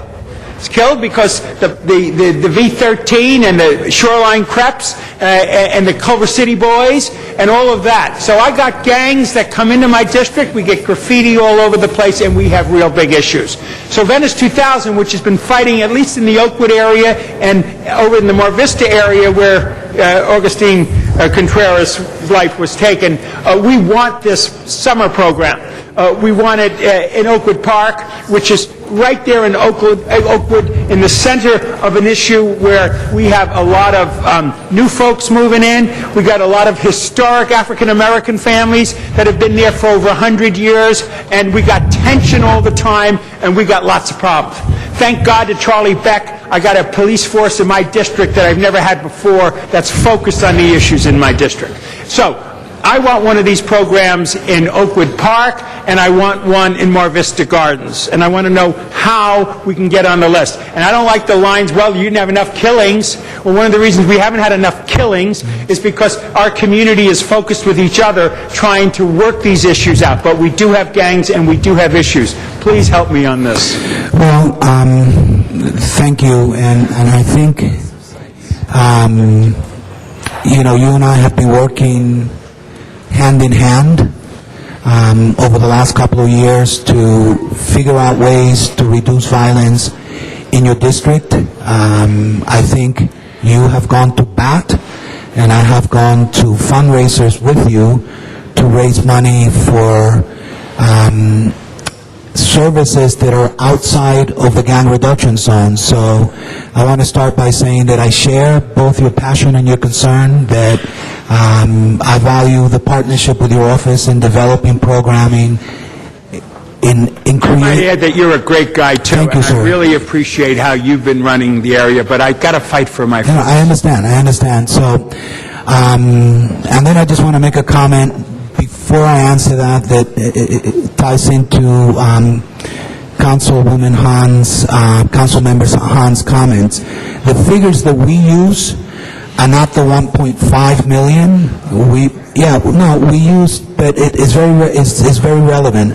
We've been using the Rand Corporation 2010 1.3. And so I just want to share with you a little bit of what happened in 2010. Ms. Hahn, please. I know. Just direct your comments, please. Okay. That was not intended to come across that way. Because the report that we used was based on those figures. So this past summer, looking at burglaries, the cost of burglaries, homicides, aggravated assaults, rapes, and robberies, the city invested $2.7 million. The savings to the city was $18 million, almost 19, which speaks to the effectiveness of the program. So I'm actually highlighting that issue, that this is a an effective cost-saving strategy. However, because of funding, we do have to have a criteria for choosing, how do we choose these sites? And there are several elements. One of them is data. We look at gang-related crime, specifically with Oakwood, based on CompStat data, one gang-related crime. Now, that does not mean that there's not a problem. It means that in comparison to other sites, the number of gang-related incidents, that's what comes up in the data. We also looked at Mar Vista Park. Same, one gang-related incident. So, in principle, I wish that there was a Summer Night Lights program in every single site, every park in the city. This is not a, this is a right that every community should have. We're stuck with the issue of how do we choose the sites? Gang dynamics on the ground, CompStat data, the ability to engage the community. There's multiple factors. So it's not that, and I will continue working with you in your office as I do with every council office. But Let me ask you this. I love you, and you're a great guy. Don't get me wrong. But can't we squeeze a few more bucks from something else so that we can do this as a preventive intervention strategy so I don't have any more deaths in my district? Well, I think that's an issue that we should revisit. How do we keep developing funding to do this? I mean, how much money are we talking about to do? Well, he's going to look at it, Mr. Rosendahl, right I'm now. sorry. We're over right there, but Okay. you're going to look at everything, and it's not just his district, it's every part of the city and the county. Right. We know that Of as course. well. So we have this But I'd like to before know us. a dollar figure, so maybe He'll I get can back get to you. community groups or something. Okay, Thank you. can I answer that question real quick? Yes. We have been able to now reduce the cost of sites from $225,000 for the summer to $195,000. And because we're aware of how tight money is. Thank you very much. $195. Mr. Rosendahl, thank you very much. Per site. Very good. Thank you, city staff, for the mayor's office. Members, we did have one card that got misplaced. I'm going to call on for public comment. Dante Chambers. Thank you. Good morning. My name is Dante Chambers. I am part of Skid Row. I'd like to take this opportunity. I've heard a whole lot of things in here today about, everybody, it seems like everybody does need some help. I think what we're asking down in Skid Row is that we at least have a place. It can be a microcosm, it can be a small place to where we can at least put some of these business ideas and some of the creativity that we have down there to where we can create something down there. We have a lot of negative things that go on down there in the Skid Row community, but there are some people down there, and some of the people that came up here to speak today are some of those same people that have some great ideas, but we need some help. Yeah, you have a place over on 9th, a place that works with helping to put business ideas together. I remember back in the day when I went over to the Slauson Economic Development Corporation, and that's who helped me out. I'm down in Skid Row now, and we really don't have any help down there. I have a business that I created back then that I'm running out of the back of my SRO. What we're asking is that we're at least able to come to the front. Stop coming in the back door. We always have to come through the back door. Can we at least come through the front door? Can we at least create some businesses to where we can come through the front door and we can help some people? Sometimes they say ordinary people can do some extraordinary things. I think we are those people. All we're asking is that you give us a chance also. We've been asking for a chance for a long time. All we're asking is that somebody believes it. You always say that you do, and we always get, the nonprofits are down there, and they're doing some things down there, but we can do some things for ourselves. And all we're doing is asking for some help. Thank you. Thank you very much. That completes public comment. That completes our speaker's queue. Mr. Clerk. Is Avina there? Avina? We have the last name. All right, thank you. We have no one else. No other cards. Members, here we go. Mr. Clerk, nothing on the speaker's queue. What's before us? Mr. President, you have a Jobs Committee report. You have a Housing, Community, and Economic Development Committee report as amended by Motion 25A, Council Members Wesson and Hahn. Thank you, Bob. We're prepared. Excuse me, sir. You also have verbal amendments, one from Councilmember Garcetti, seconded by Councilmember Rosendahl, and another by Councilmember Hahn, as seconded by Councilmember Rosendahl. Thank you. So this is before us now. Mr. Wesson, are we okay to go? We're okay to go. So with that, let's open the roll, close the roll, tabulate the vote. 12 ayes. 12 ayes, forthwith on that matter. Thank you very much. Next item. That brings you to item 34, called Special for Cards.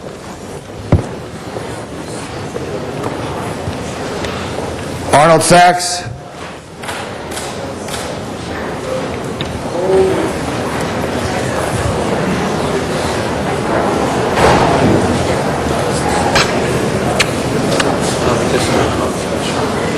You can start the clock now. Thank you, Mr. Sachs. Councilman LeBon. Thank you. Good afternoon, Arnold Sachs. This is an item, $320,000 in pipeline franchise revenue to repair and construct alleys in Council District 15. On the 28th of January, you allocated $760,000 in CRA funds to construct alleys in a Hollywood redevelopment area. So the question is why isn't redevelopment funding being used in this district for this project, but it's being used in Hollywood? Well, the key word is, in Hollywood, it's a project area. In Council District 15, it's only a CRA area. There is no project. So why do you collect taxes in these CRA designated areas, but don't put the money to use there? It just does not make sense. It would really help. Then you could use that money in other areas. Thank you. Thank you, Mr. Sachs. This item now is before us. Mr. Clerk, open the roll. Close the roll. Tabulate the vote. 12 ayes. Next item, please. Item 37, called Special for Cards. Item 37, Mr. Sachs. Yep. Same kind of situation. Thank you. Arnold Sachs again. Another situation where you're using street furniture funds to do the same job as CRA funds. Let me give you a couple examples here.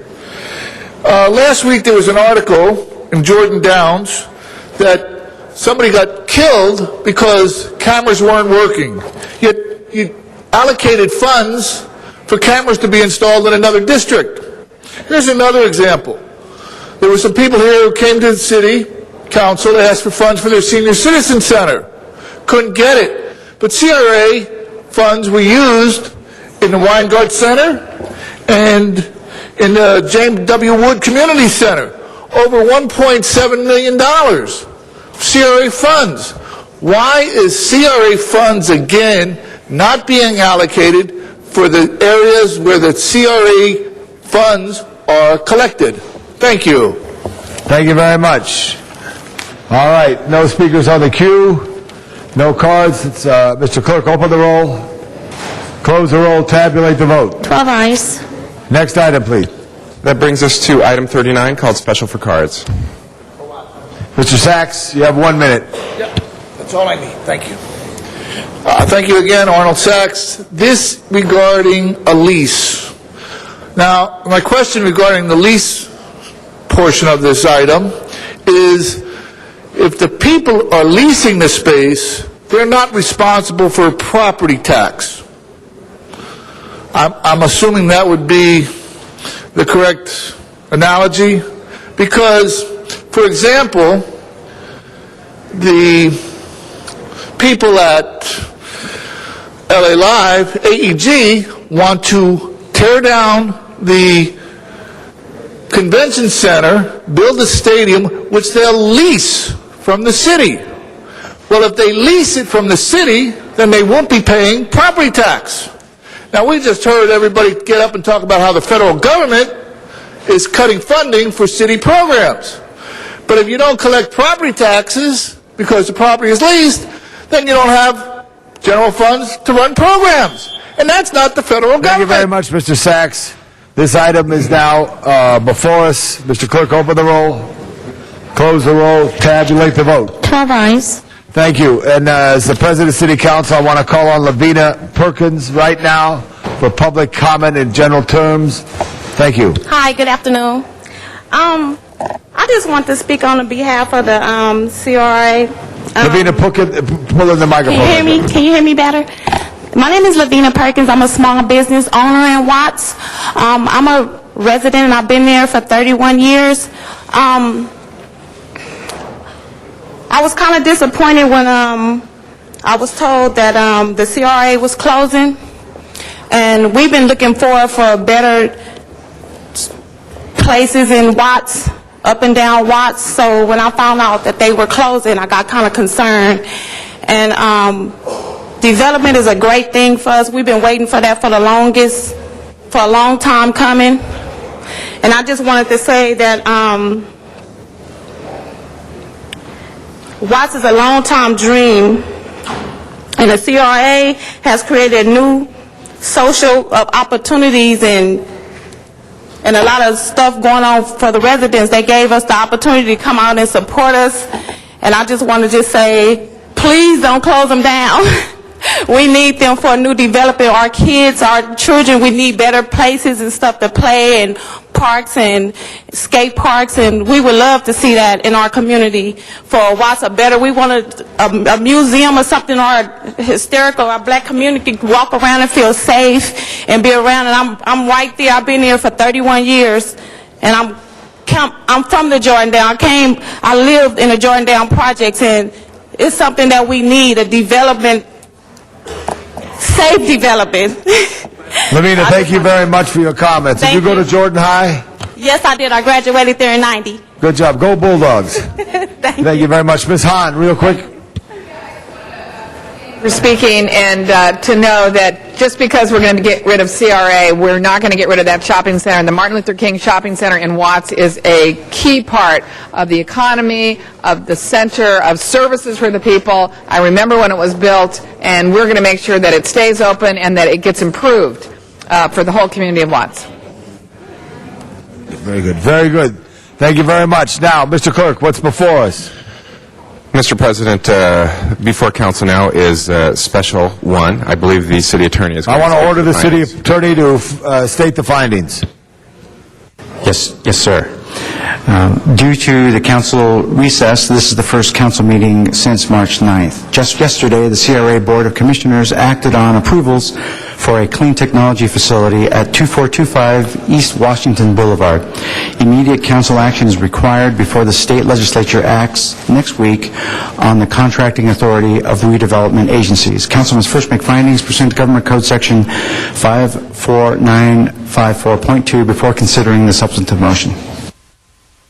Thank you, Mr. City Attorney. So, with that said, Mr. Clerk, excuse me, Mr. Weiss, would you please sit down? We'll call you. We have one card. Okay. I'm going to vote on the findings right now. So, Mr. Clerk, based on the recommendation of the City Attorney, open the roll on the findings. Close the roll. Tabulate the vote. 12 ayes. Thank you. On the findings, I do have some public comment cards from Shamari Davis. Does anyone want to speak? Davis? Is there Davis? Mr. Davis? In favor of it. I'm from IBW, Local 11, so thank you very much. Appreciate it. Thank you very much. Mr. Sergeant of Arms, do you have another card there? Mr. Weiss? I was entitled to speak on the findings, Mr. Labange. There is no special emergency here. The fact of the matter is that what the city, whatever you do with regard to any CRA project, the state is going to override anyway. The fact that you were in recess when this action was taken doesn't really create a special circumstance. It requires you to act today. There's nothing that requires you to act today. And this idea that everything has to be an emergency and everything has to move, quickly without an opportunity to discuss. We're back to Mr. Krikorian's comment that the people don't have the information, the council doesn't have the information to make intelligent decisions. There's a lot of money involved in this. There's a tremendous amount of public policy involved in this. And this idea that we have meetings on short notice and then you guys just slam bam, thank you ma'am, without any meaningful opportunity to have input, that is terrible governance. And frankly, I think you're violating your duties, your fiduciary duties as public trustees to the people of this city. It is not right what you're doing. And as far as I'm concerned, it should be voted down and you should have a properly noticed hearing, and whatever the state does, they're going to do it, because frankly, whatever you do, it's going to be voided, and I think it's basically going to end up to be a fraudulent conveyance, and the only people who are going to be enriched by it are the lawyers, and that is not right. Thank you. Thank you for your public comment, sir. No one on the speaker's queue. This time, Mr. Clerk, open the roll. Close the roll. Tabulate the vote. 12 ayes. 12 and 30 forthwith. Mr. Clerk, is there anything else before us? Would you like the special one to go forthwith as well, Yes. sir?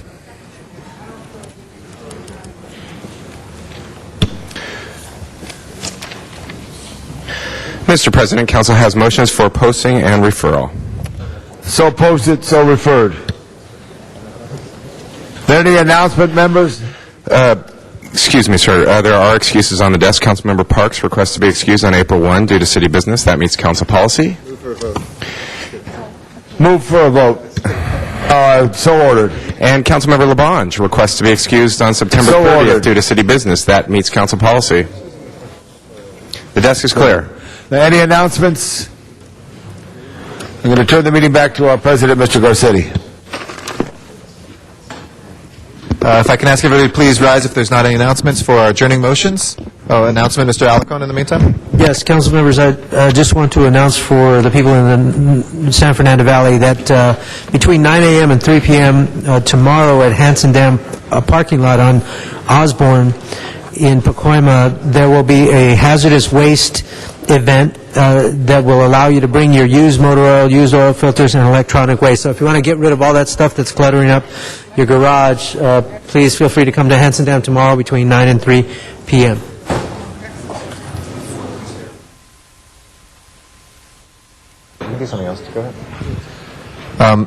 If I can please ask everybody in our council chambers to now rise for our adjourning motions, please.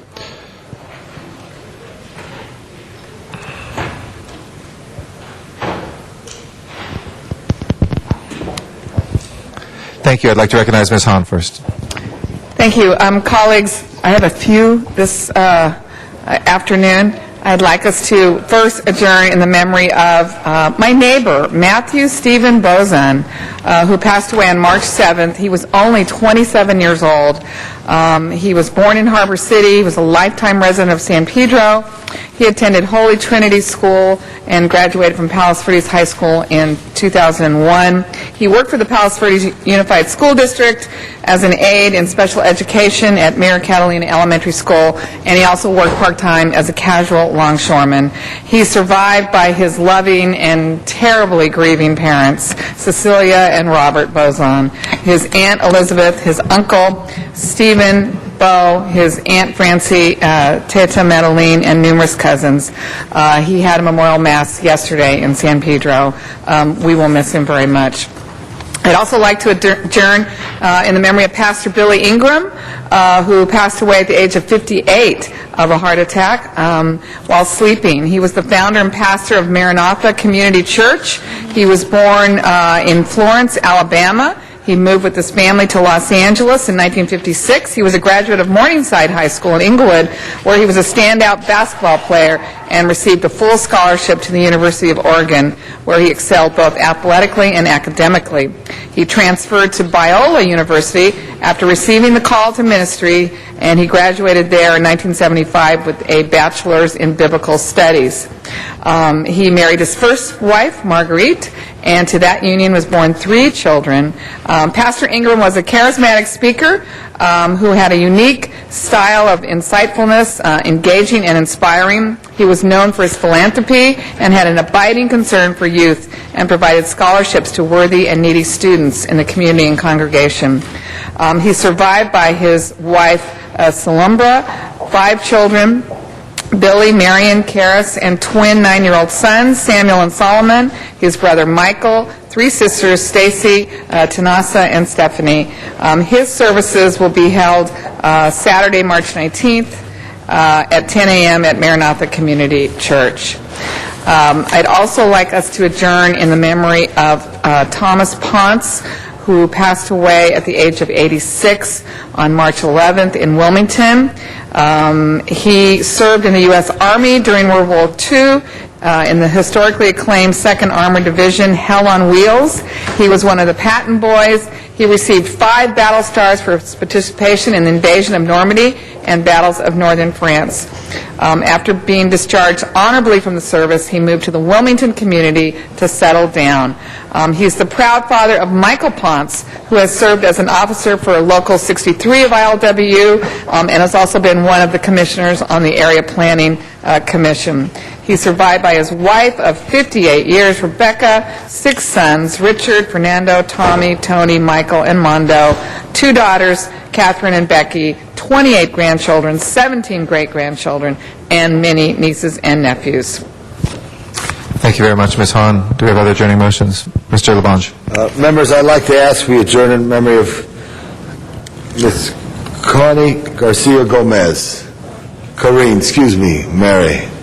Mary, right here, her mother, family's here to stand in adjournment. She was born in New Mexico, La Cruces, and always dreamed of coming to Los Angeles. Born in 1920, finally got her dream in 1941. Over the war years, she worked in plants and was a Rosie the Riveter. She was very proud of her work in the women's wages movement to help improve wages for women. But she also was such an inspiration to her family and testament to Mary Garcia, who's an angel in our work in the North Hollywood, East San Fernando Valley area.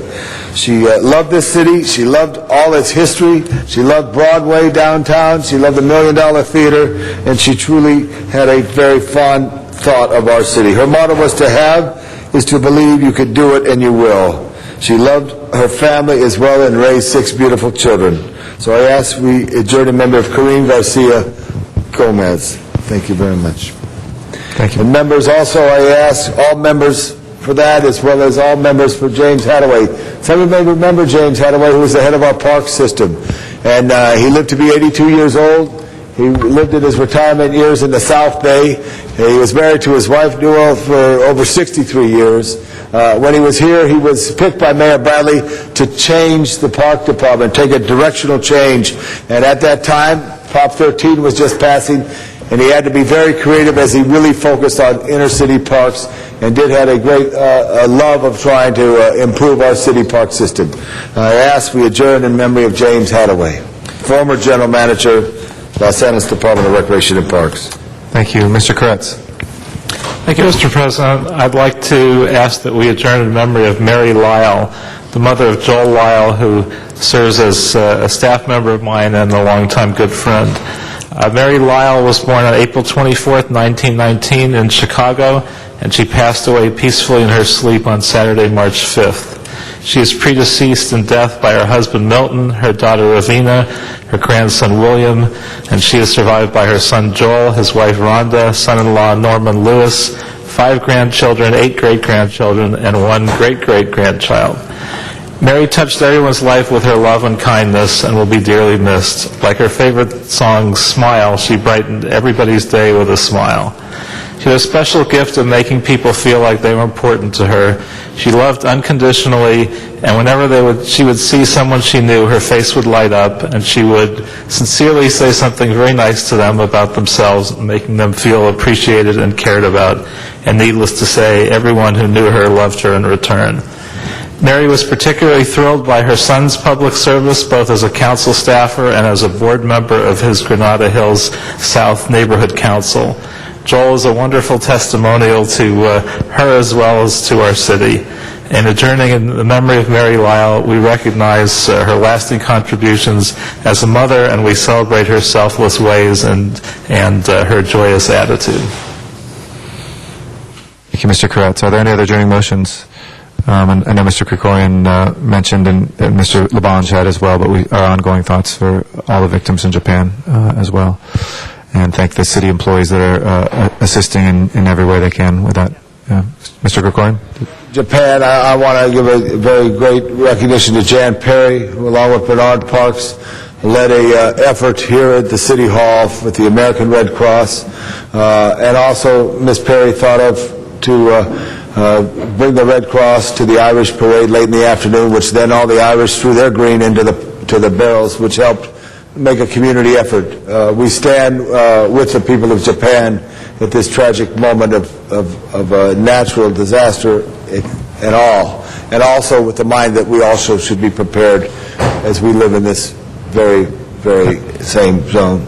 Absolutely. Mr. Gregorian and Ms. Perry?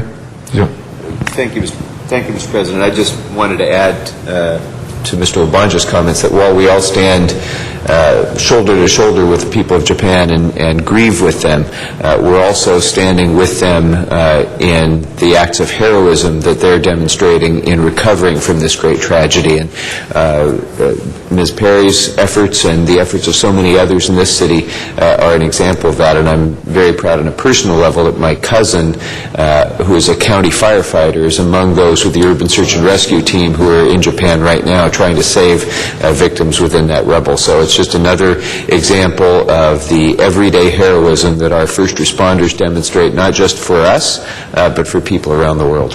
Thank you. Ms. Perry and Mr. Rosendahl? Thanks, Mr. President, and appreciate what you said, Mr. Labange, in memory of the people of Sendai and Miyagi, two of the prefectures that were most deeply affected by this ongoing devastation that will take quite a while from which to recover. Thank you to the Red Cross and to Mr. Parks and Mr. Labange, and for any of you who came downstairs yesterday. We started at 6 in the morning and we stopped at 6 p.m. last night. We were able, with the goodness of the people from not only from within this building, City Hall, but outside too, got to $32,000. And Mr. Labange was correct when he said he cut off his own detail of Red Cross volunteers to go down to the LA Live St. Patrick's Day celebration, and they enhanced what we had already been doing. And I want to say how much I think Mr. Parks and I both appreciate what you did, and for the communities of Little Tokyo and beyond. This is a global issue, a humankind issue, and hope that we can all learn from what they have endured as a nation and what it means for us as a part of the Pacific Rim. Thank you, Mr. Rosendahl. Yes, and the Pacific Rim connection and the global sense. I was on the beach shortly after the tsunami happened. I want to thank our folks at the beach, the firefighters and police and the lifeguards and the Beaches and Harbors group were all out there just looking at it from our perspective and what would it mean. But our hearts go out because we're all connected in this planet. The more we realize that it's one humankind and one Earth, obviously the more successful we'll be with all the issues on the planet. And obviously the second message for absolutely every Angelino is what about us and all of the precautions we need to take. I've been putting out blasts every day on my different media circles about what you should have now. And for God's sake, there's no reason not to be prepared ourselves in case, God forbid, something like that were to happen here. So connecting with our loved ones in Japan and their incredible behavior as a group with each other has been extraordinary. We can learn a lot from that. And secondly, can we not take this as a warning to all of us here to be prepared if one would come this direction? So God bless actually everybody on the earth, and the Japanese in particular right now. Thank you. Mr. Alcon. Yeah, I think it should be said that this is not a tragedy just for the country of Japan. This is a personal tragedy for Los Angeles as well. We are the largest Japanese community in the country, with more Japanese Americans and Japanese and people of Japanese heritage living in the city of Los Angeles than any other city.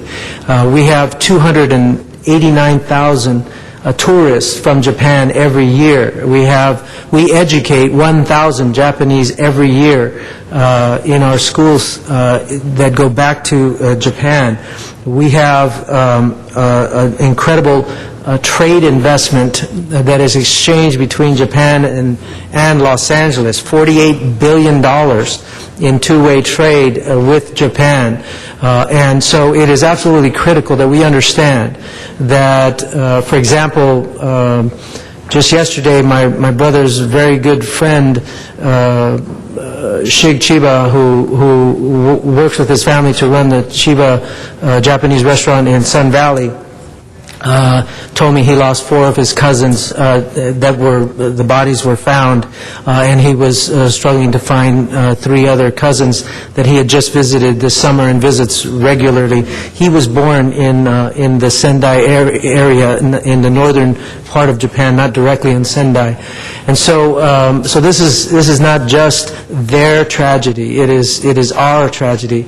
And Ms. Han and I introduced a motion today to beware of the continued ripple effects on our economy, because this is going to hurt us. It's going to hurt us at the port, it's going to hurt us with tourism, and it's going to hurt our city budget. So we will be exploring that aspect of it.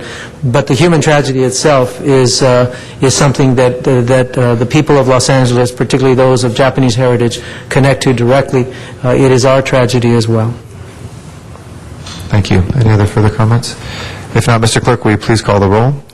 We'll next